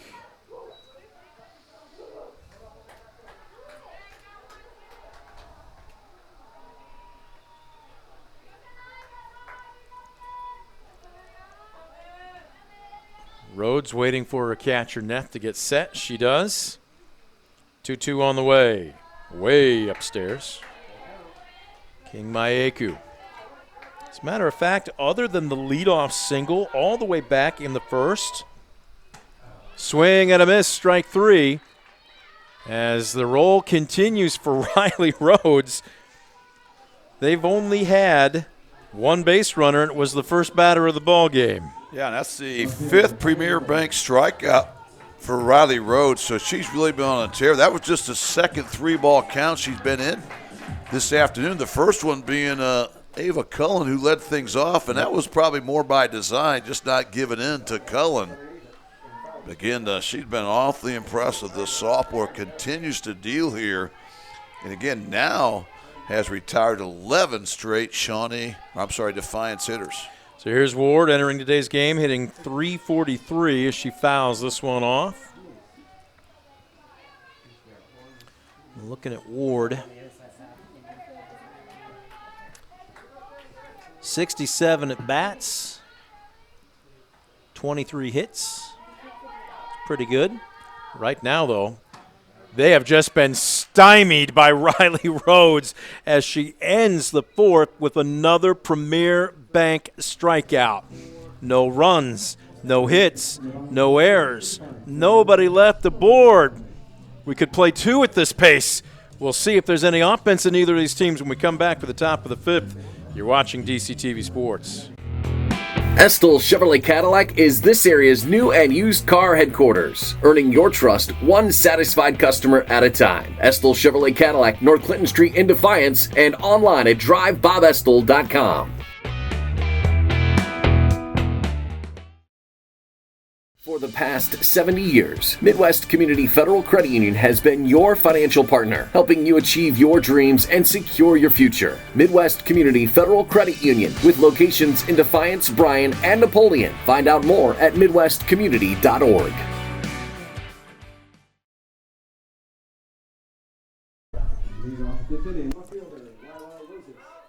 We head to the top of the 5th.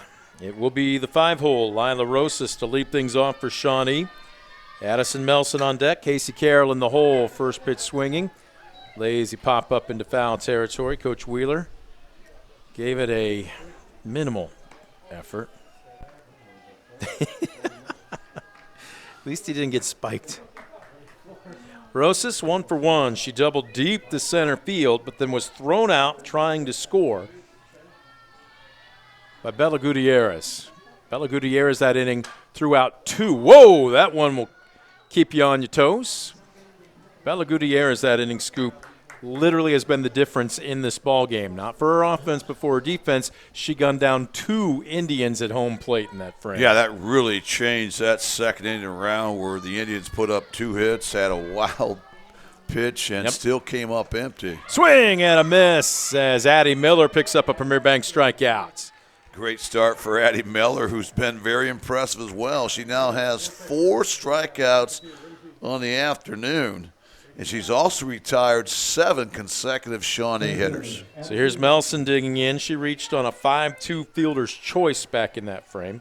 She was also gunned down trying to score on a crazy 4-9-5-2 putout that was basically a bloop single to very shallow right field when Roth finally did track it down. Her throw to third was wide, but Gutierrez was more than up to the task and threw her out trying to score. Yeah, that was the second of 2 amazing plays by Gutierrez. This one popped up, shallow center field. Cullen back, makes the call, puts the leather to it. 2 down. A great job by Miller, who continues to pound the zone, hitting her spots, and now looking for her 3rd consecutive 1-2-3 inning. See if Casey Carroll has anything in the bat. Carroll stepping up from the left side. 1 for 1. She had that bloop single back in the second, and she's underneath this one, foul territory. Gutierrez runs out of room as you can hear the ball bounce off the roof of the press box. Well, one thing that has been impressive with both of these underclassmen hurlers, Scoop, they haven't fallen behind in the count very often. They have been on top most of the afternoon. Well, I've been so impressed. Miller has not been in a 3-ball count all afternoon. This one a blooper just past the outstretched arms of Roth. That is a seeing eye single, just the 2nd hit of the ball game. It comes with 2 down here in the top of the 5th. A great job by Carroll, who twice now has got base hits to that right side, both kind of bloop variety. But with 2 outs, the Indians have something brewing here. So here's Neff digging in from the right side, 0 for 1 with a pop out to short. Neff takes a strike on the inside corner. Well, that was one of the things that Addie Miller told me when I was talking with her during the pregame. She said, I'm not afraid to pitch inside. As a matter of fact, they have demanded it. Too many pitchers. You can say the college level, but certainly at the prep level, Scoop, they just don't come inside for various reasons, whether it's concern about control, concern about hitting a batter. As this one, a chopper to third, off the heel of the glove, and a heads-up play by Cullen to eat the softball rather than try and risk a bad throw. Yeah, smart play by Cullen that time. No chance you're going to throw out Neff on that ball that glanced off the glove of Gutierrez. I think that'll go down as an E5. Okay, I do too. But again, smart play by Cullen to minimize things. You might want to see here maybe make that arm fake to maybe bait that lead runner to round second base hard. So here's Georgia Kleppel digging in, and we are waiting. Do we have a pinch hitter here? Do we have a pinch runner? What do we got? I cannot see the name or the number. We have a courtesy runner for Shawnee, and this is going to be number 22, Angelina Carapando at first base. So Georgia Kleppel will now dig in from the right side.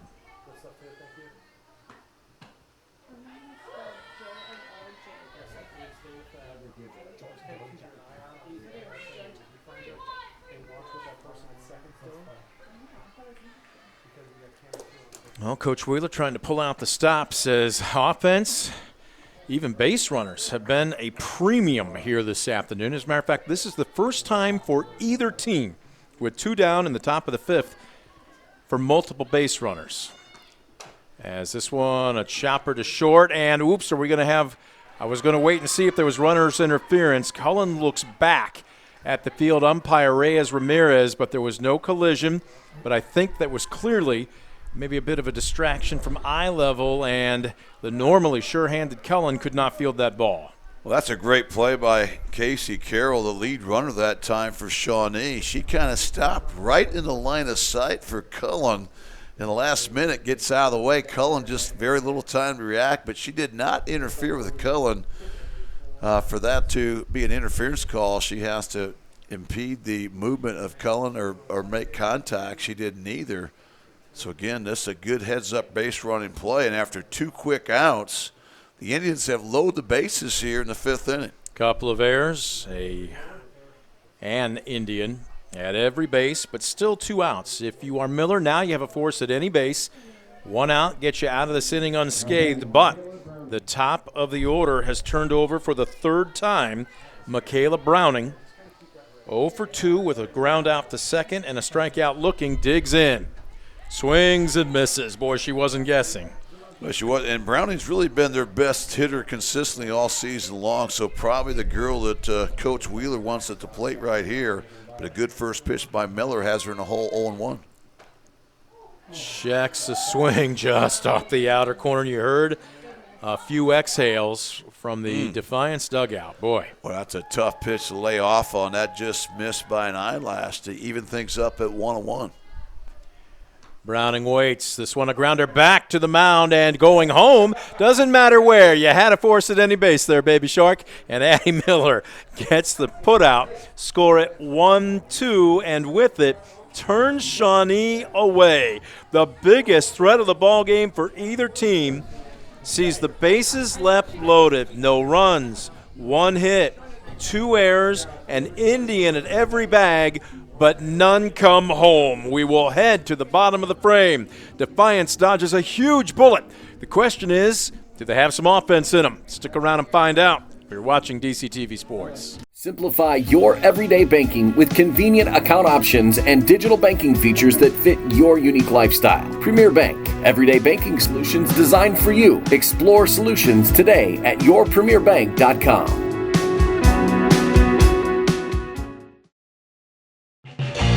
Proudly serving the area with the highest quality contracting services for nearly 100 years. Baker Schindler Company of Defiance and Paulding. 419-782-5080. Online at baker-schindler.com.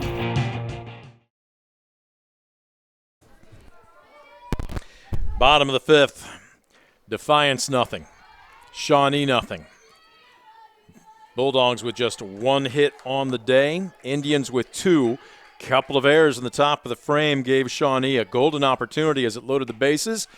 But again, Addie Miller pitched her way out of it. So here's Riley Rhodes stealing to Bella Gutierrez. Natalie Ordway is on deck and Addie Roth in the hole.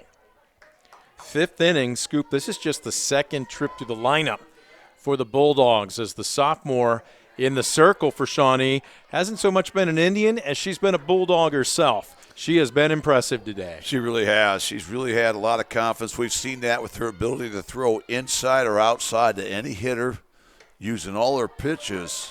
Rise ball upstairs. 3-1.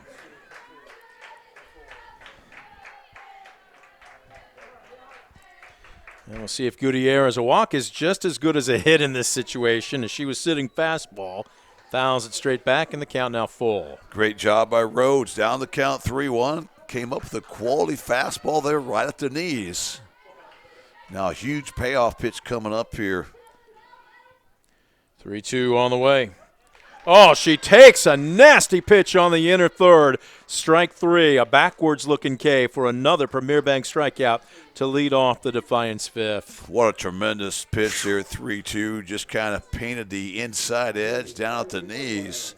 7 strikeouts now for the sophomore Riley Rhodes. My goodness. So 1 down. That will bring up Natalie Ordway. Takes the first pitch strike. Ordway 0 for 1 with a ground out to third.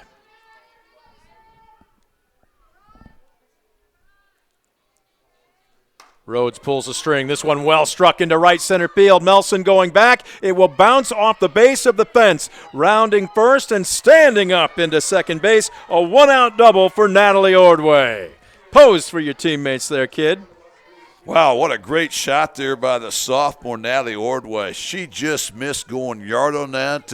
We talked how the park's going to play true today. She got no help from the elements whatsoever, but that ball hit right at the base of the fence. She's in, standing up with a double, and now with 1 out, Defiance has a chance to strike first here. And Addie Roth hitting .315 on the season with 9 RBI, a chance to help her team take can't say an early lead, just a lead. Nobody has broken the scoreboard so far. This one way upstairs, and the pitch Off with it, oversliding the bag, and is she safe? She got back on it. Wow. How did Natalie Ordway avoid the tag from Leasty? Well, I'm not sure she did, but again, that's a tough play, a gutsy call. And here you see Coach Brian Wheeler come out to have a discussion. I certainly understand the argument here. It happened right underneath our perch up here in the press box. We do not, unfortunately, have replay available. Scoop, I thought I might have saw the same thing, but you don't look a gift horse in the mouth. Yeah, and again, an impressive slide, no doubt about it. She's sold out, tried to come on the backside. Looked like the tag was made, but again, that's a tough play to make, especially for an umpire that's standing out near second base. But again, a break for Defiance. Is this one fouled away? And credit to Coach Denny Parrish for kind of rolling the dice here. Understanding you're not going to get a lot of opportunities against Riley Rhodes, so hey, let's roll the dice here a little bit. Try to get her to third here with less than 2 outs. And now you can just be situational. 2-1, squaring to bump. This one fouled down. 2-2. I like the idea. I love the small ball aspect when you're having a tough time squaring up a girl like Riley Rhodes. But now with 2 strikes, try to find something you can hit on the ground or something you can lift that might score the game's first run.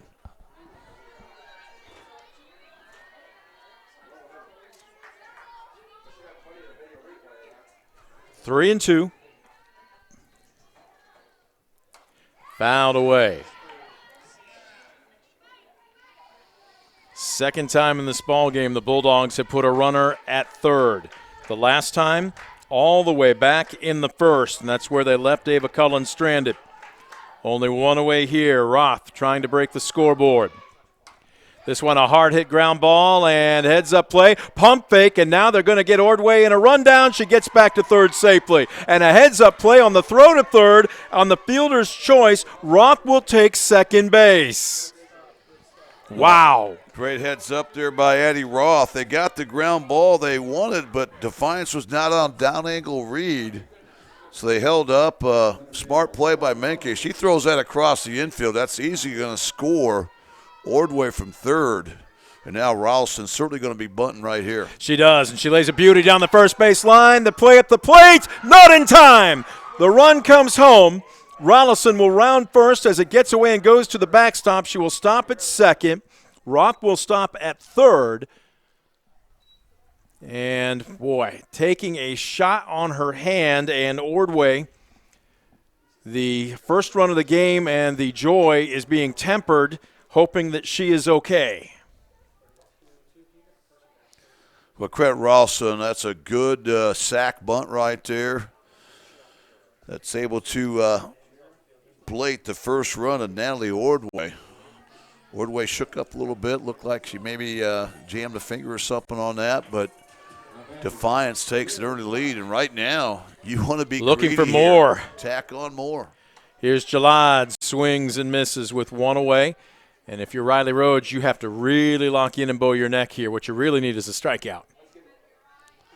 Yeah, right now you really do. You got to keep this a 1-0 game. This one misses upstairs. Especially the way that Addie Miller's been throwing for the Bulldogs. So minimize things here. Right now with 1 out, I think you got to be situational. If you're Jalad here, put the ball in play. Yes. Put a little pressure in the Shawnee defense. Has had struggles throughout the year. Now that rise ball for Rhodes has been untouchable so far this afternoon. At the same time, Defiance has had problems laying off of it. And well, she's picked the right spots to use it. You know, she hasn't overused it, but she's been very effective when we've seen it. The 1-2. Chopper, slow roller, charging in at short, and the throw's going to go long over Browning's head. 2 runs are going to score. Roth was already coming home. Rollison hustling comes across, and just like that, it's 3-0 Defiance. Well, great job by Defiance. They haven't done anything fancy, but they've put the ball in play. They've taken advantage of that nice hit from Ordway to kind of set the table. And then Roth reached on the fielder's choice. Rollison reached on the sack bunt, fielder's choice. Then Jalad is able to get that infield single, and on the overthrow, they score 2 runs off that. Well, and look at this all of a sudden. Ava Cullen and the top of the order stepping in. This one popped up right side. Coming in, you can hear calling ball, ball, ball. Shortstop Anna Menke makes the cross. And stepping in front of Daly makes the catch, 2 down. That's a huge out that time for Shawnee. You just have no place to put Cullen. You're down 3 runs. You got a runner on first. Big pop-up right there, but not out of the woods yet. No. As Addie Miller, the freshman, looking for her first hit. 0 for 2. This one, a humpback liner, and right up the middle it will get through. Jalad will stop at second. Sometimes it's not how hard you hit them, but where you place them, and that was perfectly done by Addie Miller for a single. Yeah, great job by Miller. Nothing fancy, but hit it at the right spot, and the line keeps moving.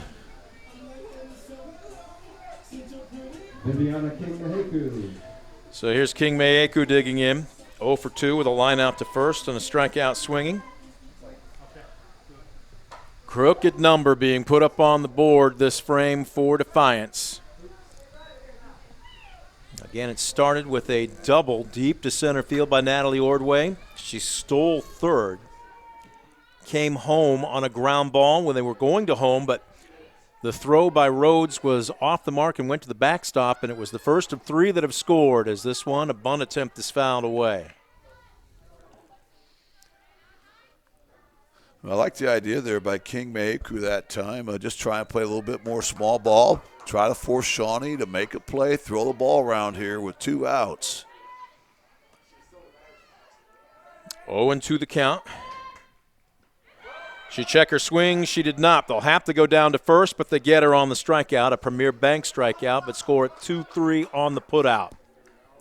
That will retire King Maeku and the Bulldogs here in the bottom of the 5th, but not before they come up with 3 runs on, are we officially calling it 2 hits? 2 hits. 2 errors, and 1 left the board. We are through 5. What a difference a half inning makes. Bulldogs 3, Indians nothing. Top of the 6th when we return on DCTV Sports.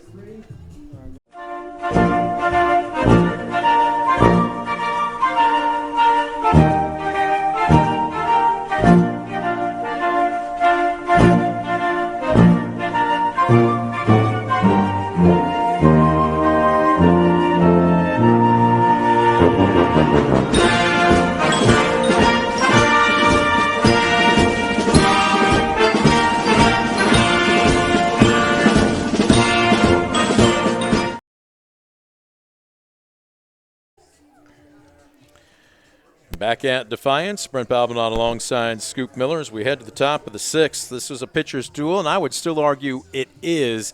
Only had 1 of those 3 runs as earned for Defiance in the bottom of the last frame, but Scoop the count on the scoreboard just the same.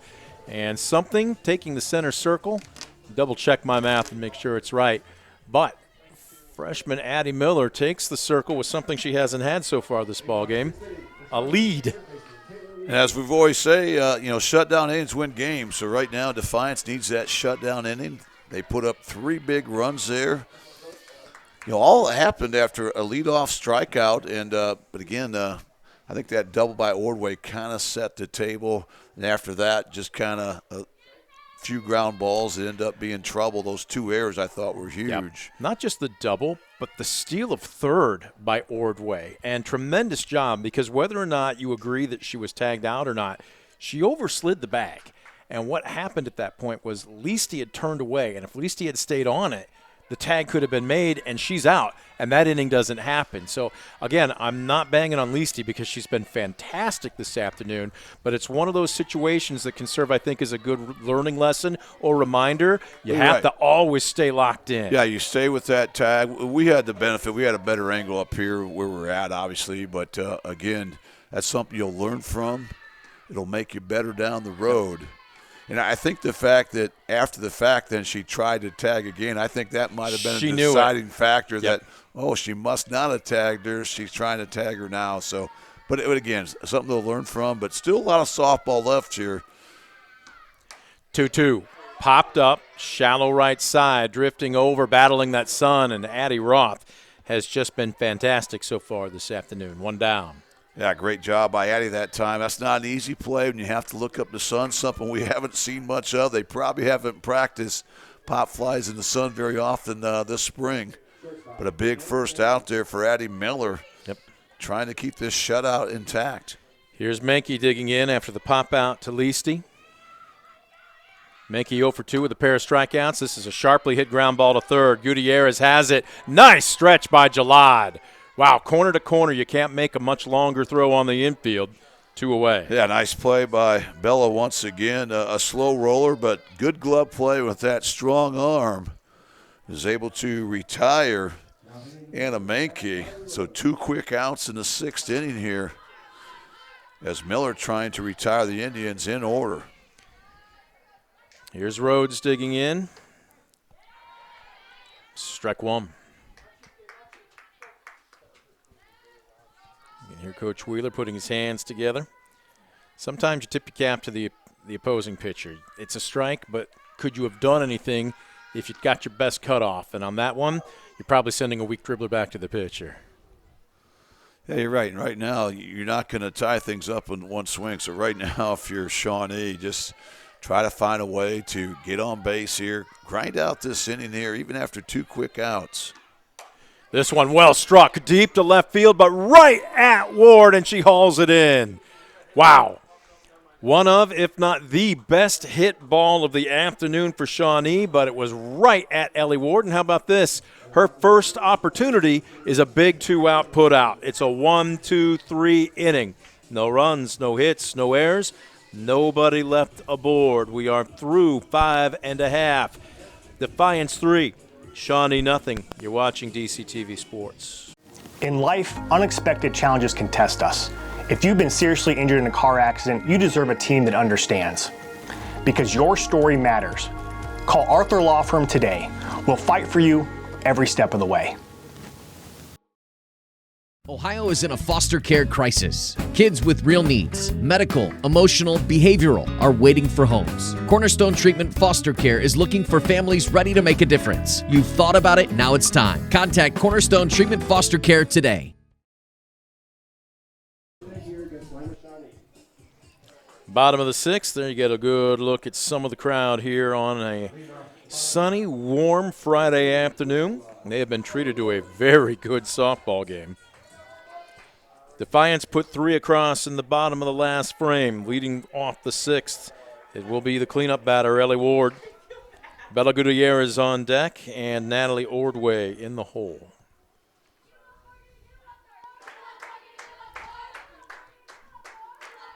Oh, and 1 the count.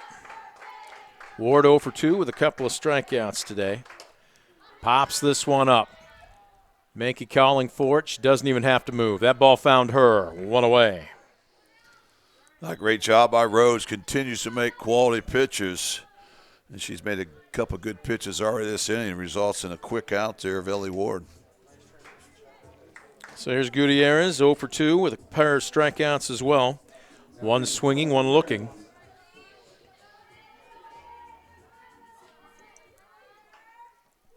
Rhodes deals. This one's above the letters.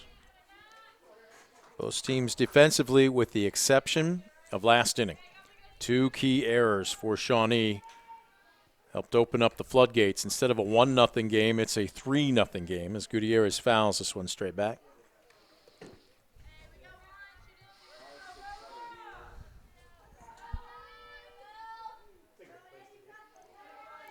Rhodes with a long look in at Neth. Toes the rubber. Takes a little something off of that, but it was also upstairs. Yeah, remember, other than that last inning, Defiance has only had 1 runner reach base here this whole ball game. But they made the most of that 5th inning. Well, and they got a little help from Shawnee defensively. So they did. You know, they got 2 of the 3 hits there in that inning. They also were able to just put the ball in play. Made Shawnee make some plays when Shawnee did not execute. Defiance took advantage in a big way. 2-2 popped foul over the first base dugout. And in particular, our man Brock has had to stay on his toes this afternoon. You take a look at him there. Time had been called. Gutierrez had stepped out. Rhodes had pitched, but that is not going to count. Well, that's the right thing. You go through with your windup, you go through with the pitch, but the time had been granted. This one, a shot. 5-5 hole between shortstop and third, and Bella Gutierrez saying, I want something offensively in my box score here this afternoon. Well, that was a laser that time off the bat of Gutierrez trying to make amends for those 2 strikeouts. Yep. That time she hit that one on the screws. A 1-out hit for Defiance, something that they did an inning to go, resulted in 3 runs. Yep.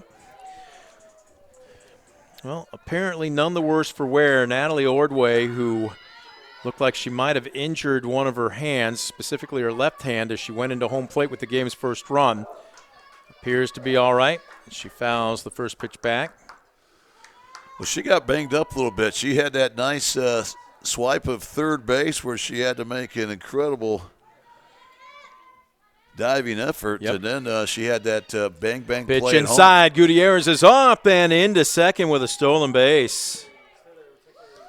Oh, I love how the Bulldogs being very aggressive on the base pass, knowing you're not going to get a lot of opportunities against Rhodes, so they're trying to make the most of each and every one. And Ordway swipes second base, her second steal of the afternoon. This one popped up, drifting back into very shallow left, and Menke hauls it in. A great job by Menke, taking charge right away. And again, every time you make that play, you check your next play. Made sure Gutierrez was going nowhere. Big second out there for Riley Rhodes.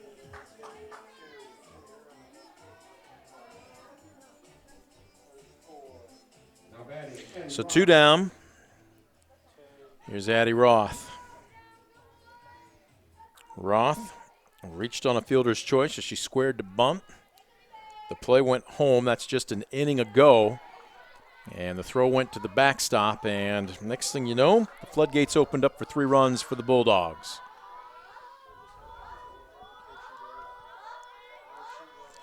One nothing.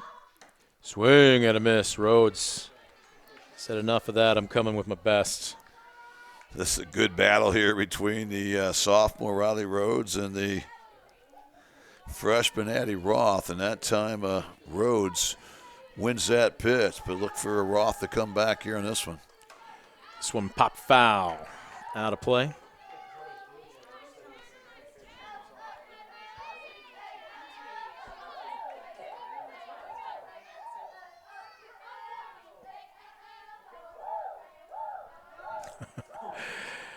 Defiance dugout alive with some chatter as this one fouled back. Rhodes pulled a string on it. Yes, they are. You can feel the energy up here. You certainly can hear it.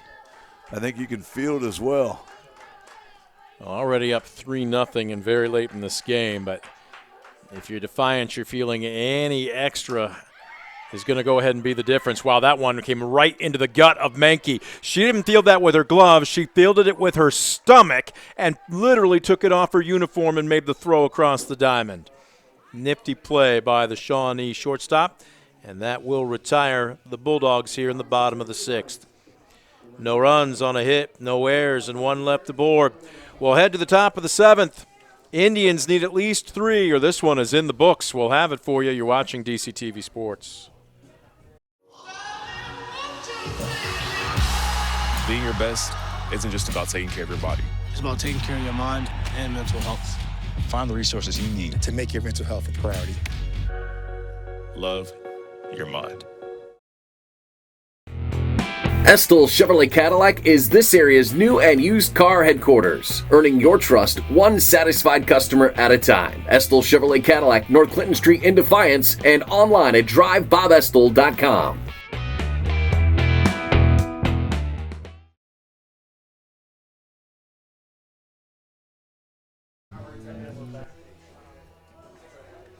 Top of the 7th. Defiance 3 outs away from making it 3 straight wins, picking up their 15th of the season. It would be their 6th in the Western Buckeye League. Shawnee, you can't score 3 until you score 1. It's 5, 6, and 7.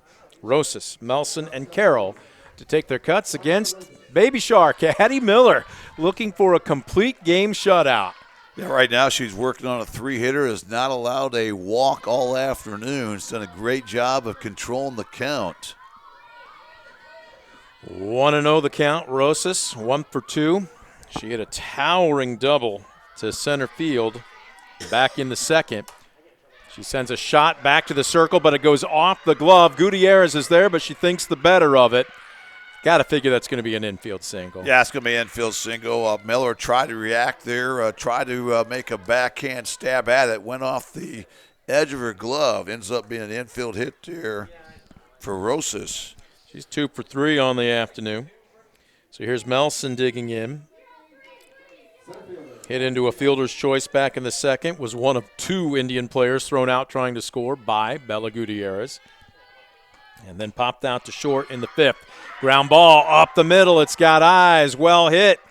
And all of a sudden, the first 2 aboard here for Shawnee in the top of the 7th will bring the tying run to the plate in Casey Carroll.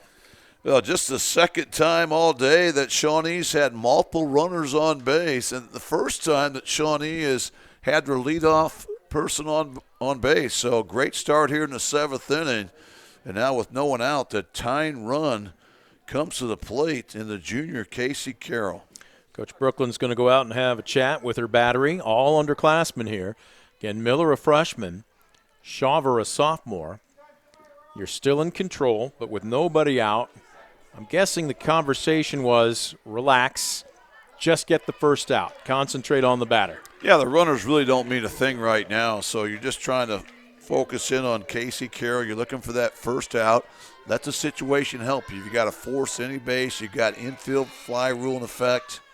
A lot of good things can happen if you throw strikes. Swing and a miss on a rise ball. A quick strike.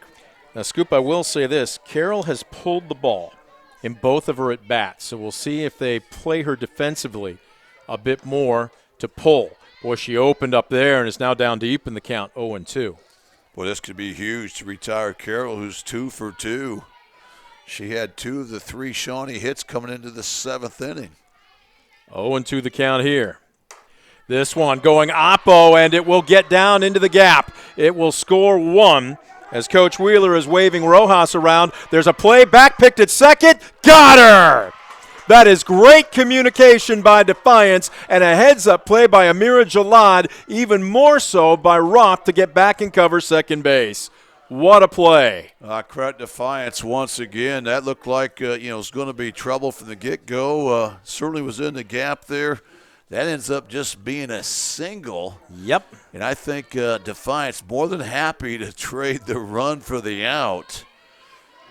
And wow, that keeps a tying run off base here. Tremendous job that time to Defiance, but a base running error that time by the Indians. Casey Carroll getting back picked, and instead of the tying run at first and nobody out, the tying run remains in the batter's box with 1 out. And I believe this is Neff. Yes, Addison Neff. Reached on an error and then had a courtesy runner last time up as she pops this one up straight back. Does she have a play at the backstop? Yes!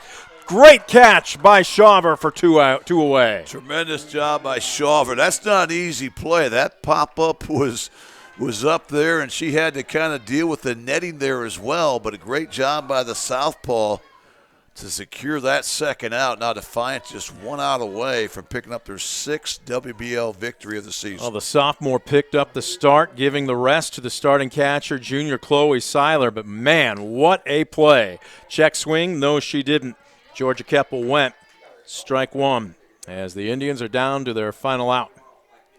Boy, what a tremendous turn of events, but it really turned Scoop on that back pick at second base, and then a tremendous catch in foul territory as this popped up to Jalad. She's got it, and that is the ball game. So 1 run on 3 hits. No errors, but only 1 left aboard. It was a pitcher's duel. Make no mistake, Defiance had to earn it. but they pick up win number 15 on the season with a 3-1 victory over Shawnee. We'll take a quick timeout. We'll get back with your Brunswick Eye and Contact Lens Center postgame show right after this. You're watching DCTV Sports. Estill Chevrolet Cadillac is this area's new and used car headquarters, earning your trust one satisfied customer at a time. Estill Chevrolet Cadillac, North Clinton Street in Defiance, and online at drivebobestill.com.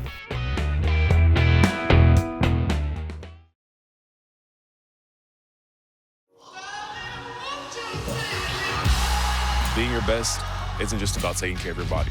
It's about taking care of your mind and mental health. Find the resources you need to make your mental health a priority.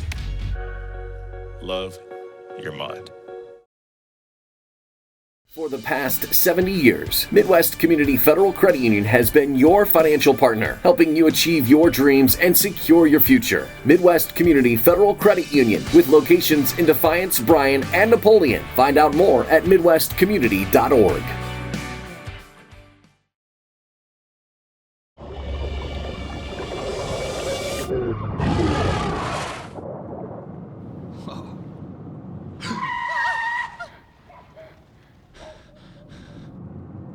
Eyes forward. Don't drive distracted. Simplify your everyday banking with convenient account options and digital banking features that fit your unique lifestyle. Premier Bank, everyday banking solutions designed for you. Explore solutions today at yourpremierbank.com.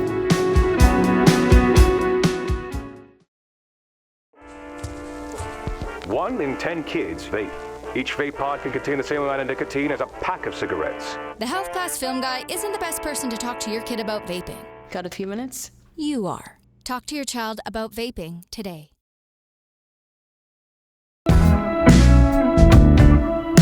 Visit Mark Moats Ford and check out some of the best new Ford models. Mark Moats Ford has been serving the Defiance community since 1916. Visit them today, County Road 424 in Defiance, and online at markmoatsford.com.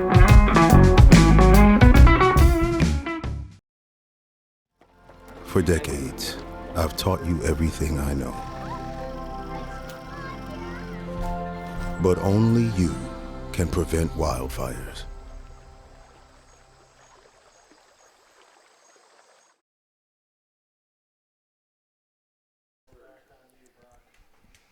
Well, there you take a look at some of the crowd still hanging around here on the mezzanine level. Baseball and softball at Defiance both in action here this afternoon. Baseball still going. Softball has just wrapped up a gutty 3-1 victory over visiting Shawnee, and man, they had to earn it. As we welcome you back to begin the Brunswick Eye and Contact Lens Center postgame show. Keep your eyes healthy for a long life of clear vision. Brunswick Eye and Contact Lens Center, your family's vision source. Stadium Drive in Defiance and online at visionsource-brunswickeye.com. Brent Balbinot alongside Scoop Miller. You see the records. That was the record for both teams coming into today. Add one in the win column for Defiance. They're now 15-9 overall, 6-3 in conference play. Shawnee falls a game below 500 at 9-10 and 2-5 in conference play. Scoop, a pitcher's duel through 4.5 innings, but going into that fifth, again, a couple of key errors for Shawnee allowed basically the floodgates to open up. 3 runs. They did make a run. Matter of fact, the first 3 batters reached in the top of the 7th, but a base running mistake by Casey Carroll. She got backpicked, and Defiance grinds out a 3-1 victory here this afternoon. Well, that's a great way of putting it because neither team really had many opportunities. And anytime you win a ball game where you're out hit, I think that's a good thing because sometimes the hits just aren't there. Sometimes you got to tip your cap to the pitcher, but you still need to find a way to win. Defiance was able to do that. You know, Shawnee had a couple opportunities. That one big one there in the 7th where they kind of ran themselves out of the inning there where they got that huge back pick on a great defensive play by the Bulldogs. And then the Bulldogs were able to take advantage of really the one golden opportunity they had. It started with that one-out double from Ordway, and then a stolen base, a couple of Shawnee errors. Really spoiled a masterful pitching performance by the sophomore Riley Rhodes, who I thought was outstanding. She allowed just 4 Defiance hits, and she also struck out 8 Defiance batters, did not allow a walk, but yet in a losing cause. Yep, tough. And again, you can only control the controllables. But we talked about it, and just 2 key errors at the wrong time. If those happen with nobody down and 2 out, yeah, they don't look good on the scoreboard, but they don't impact the game. But they were in crucial moments, more specifically, the crucial moment of the game offensively for Defiance. And instead of a 1-0 game, it turned into a 3-0 game. And what was the difference in the score? 2 runs in a 3-1 victory. Yeah, you're right. It came at a bad time for Shawnee, but I think you got to give Defiance a lot of credit because I thought their aggressiveness on the base pass absolutely kind of got in the mind there a little bit. You know, we saw that gutsy stolen base at third there that kind of set the tone in that decisive 5th inning for Defiance as Ordway was able to make a tremendous slide to avoid the tag there. And then, you know, with that type of mindset, now you're worried about, oh, she's going to get home in this ground ball, and they forced a couple extra throws, and by the time the dust settled, Defiance picked up 3 big runs there in that inning. Let's also talk about, though, the baby shark, freshman Addie Miller. I had her for 7 innings. She scatters 4 hits, allows just 1 run, didn't walk a batter, and had 8 strikeouts. Just a tremendous job by the freshman pitcher. Oh, I thought she was phenomenal. You know, I only had her get into 1 3-ball count on the afternoon. So you do that, I mean, you're going to win a lot of ball games. So tremendous job by the freshman indeed. We're going to take a quick timeout. We've got royalty, and we've got headsets for both of you, so they don't have to go on by themselves. They can go on as a double play. We're going to take a quick timeout. Back with more of the Brunswick Eye and Contact Lens Center postgame show. You're watching DCTV Sports. Proudly serving the area with the highest quality contracting services for nearly 100 years. Baker Schindler Company of Defiance and Paulding. 419-782-5080. Online at baker-schindler.com.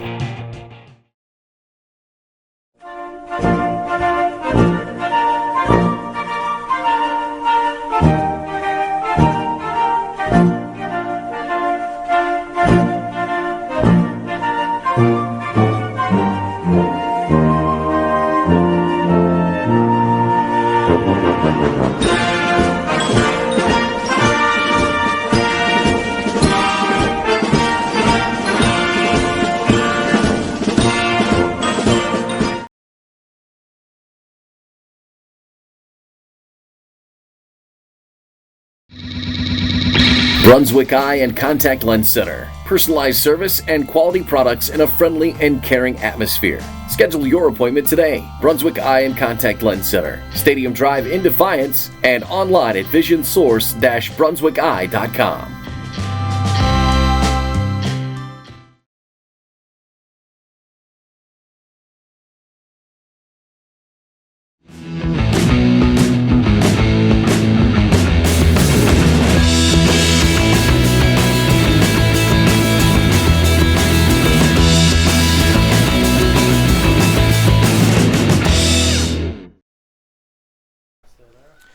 Back at Defiance, the Brunswick Eye and Contact Lens Center postgame show continues. Brent Balbin alongside Scoop Miller.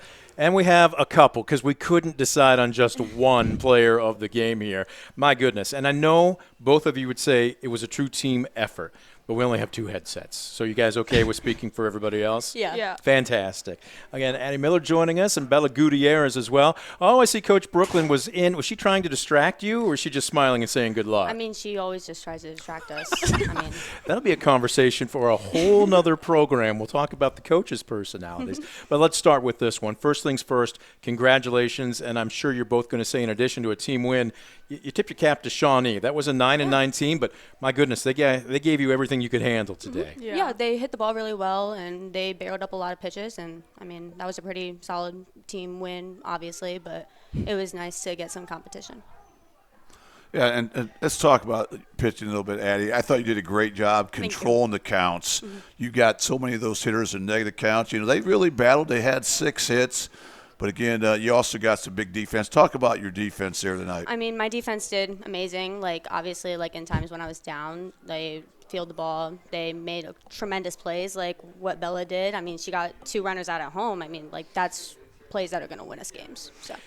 Let's talk about that too, Bella, because you were Johnny on the spot. The first one, runner was at third, ball was hit sharply at you, and you didn't hesitate. You were going home. But that doesn't just happen spur of the moment. Walk us through what you were thinking. If the ball finds me, what am I going to do with it? We just practice it a lot during practice, and in those kind of situations when it's 0-0 that we have to, get the lead runner. So, yeah, that's what I did. So our practice makes perfect, though. It wasn't like that situation was a surprise to you then, obviously. Yeah. Break down the second play, because it was a bloop single just into shallow right field. The throw actually came off the line. The runner either was daring you or just maybe wasn't aware of where you were positioned-wise, but break that play down for us. Again, same thing. When it's a close ball game, you have to be aware of those kind of situations. And I don't know. I just went to home, hopefully getting her out, and our catcher did an amazing job to get down to the tag. You saw the play developing in front of you, though, right? It Yeah. wasn't like anybody was screaming 2-2-2. You saw it, and you knew that was where you needed to go? Yeah. And let's talk about your defense one more time. That second inning was huge. The 2 throws that Bella made there at the plate, obviously that thwarted that Shawnee threat in the second. But then the 7th inning, all of a sudden, you're working on a 3-hitter. They get 3 consecutive singles to start that 7th inning. But how about the play there to back pick and get that first out of the 7th inning? What did that do for you? Because you really looked lights out after that. Yeah, when I'm struggling, I like it when my team really has my back, especially when I do have 2 hits coming on. So when they do make plays like that, it just gets the team going. What was the biggest adjustment for you at the start of this season? As a freshman, nothing to compare it to, and all of a sudden you're being thrust into varsity play. You've had 14 appearances. Obviously, you're now more comfortable, but what's been the biggest difference or maybe adjustment for you from the beginning of the season to now? Getting comfortable with my team, because obviously as a freshman it's pretty different, and I haven't played with these girls all my life, so definitely adjusting with the new team, but we adjust really well because we're all a family and it really shows. All right, I talked to you a little bit before the game, before warm-ups, and I asked you, break yourself down for me. What's in your repertoire? You immediately went fastball. Mm-hmm. You said change, but I asked you, what's your swing and miss pitch? If you need a strikeout, and you said what? I said screw. Correct. How many times did you throw that? Did you throw it to your liking today? I didn't throw it to my liking today. I threw a lot of curve more today, which I usually go between the two, so, it's hard to choose. But for a third pitch strike, I mainly threw curve today. But And talk about, the importance of this win. You guys have been really close this year. You've lost, I think, 4 games by a run that I'm sure you felt walking home that, we probably could have won that game if this would have happened. But tonight you find a way to pull one out. What's this going to do for this team going forward? It's just going to give us motivation for tournament, because tournament's coming up and they're in our district. So it's just going to get us motivated for more. Good. All right. Bella, she beat me to it. Hard to believe. There's only a couple of regular season games left. You got the makeup with Tenora. That game was supposed to be played a month ago. Yeah. And then all of a sudden, this time next week, it's sectionals. It's win, and you get to wear the uniform again. Lose, and you pack up the gear for another season. How much better can this team still get in the next week? Honestly, from the amount of work that we put in every day, even if we have games, we still come in an hour and a half early, put in some work in our hitting, and it shows on the field. And I think we could get to our perfection. Make a run? Yeah. What's this team's mindset going into the last week? Bella, let's start with you. Honestly, play for our seniors. Mm-hmm. We want to give our seniors everything we can. And by helping them achieve, going far in tournaments, I think that would mean a lot to us moving forward, next year's and the years after. Baby Shark, how about you? Just work hard, leave everything out on the field, and play for each other. You guys did that tonight and then some. 3-1 the win. Congratulations to both of you. Good luck tomorrow. All right, thank you. We're going to take a quick timeout. We're back with more of the postgame show right after this. You're watching DCTV Sports. In life, unexpected challenges can test us. If you've been seriously injured in a car accident, you deserve a team that understands. Because your story matters. Call Arthur Law Firm today. We'll fight for you every step of the way. Ohio is in a foster care crisis. Kids with real needs, medical, emotional, behavioral, are waiting for homes. Cornerstone Treatment Foster Care is looking for families ready to make a difference. You've thought about it, now it's time. Contact Cornerstone Treatment Foster Care today.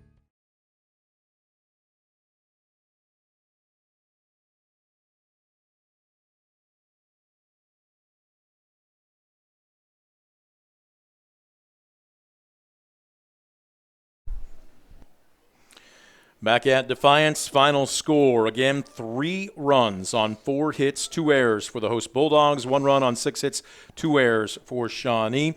With the victory, Defiance now picks up their 15th win of the season against just 9 losses, and they are now 6 and 3 in WBL play. For Shawnee, this is a tough one, and I know they'll probably be rewinding one inning in particular all the way home on that bus ride, but they fall to 9-10 overall, 2-5 in conference play. Scoop, I still say this, 1 or 2 things. Let's start with the Bulldogs because we just heard both Bella and Addie talk about it.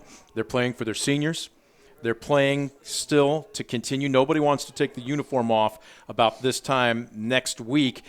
Why not Defiance? They can make a pretty good run. I totally agree. I love what I heard from both Addie and Bella up here. You know, they've got a good focus. They understand that, okay, we've got the big part of our season ahead. We've got a lot to play for.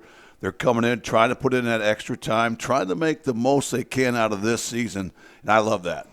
That is your Mark Moats Ford game recap. Our Brunswick Eye and Contact Lens Center postgame show about to put the finishing touches on it. Although I will say this, Shawnee certainly a future team. Oh, yeah. But I would also recommend keeping an eye on them in the next week. You don't come ready to play against this group, they will be pulling an upset next Thursday. Well, we saw that tonight. There's no question about it. So teams better be aware because that's a good Shawnee team. They did some really good things tonight. They came up just a little bit short.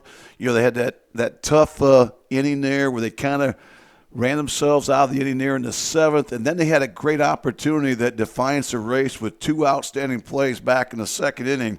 If those 2 things don't happen, this is a 3-1 game the other way around. Exactly. As it stands, Defiance uses a little home cooking here this afternoon to pick up win number 15. That's going to do it for our broadcast here this afternoon. Big thank you going out to our crew doing more than yeoman's work. Again, Brock dodging a few foul balls up on the first base dugout. Again, Big R behind the grandstand, always doing a fantastic job. Ryan and Sean up in the booth. For my color announcer, Scoop Miller, I'm Brent Palbinot, thanking you, the fan, for tuning in. Final score, Defiance 3, Shawnee 1. We will talk to you next Tuesday on the other side of the mezzanine as Defiance Baseball will welcome Archibald. We'll be on the air with a 4:30 pregame, a 5 o'clock first pitch. Until then, have yourselves a safe and enjoyable weekend. You've been watching a presentation of DCTV Sports.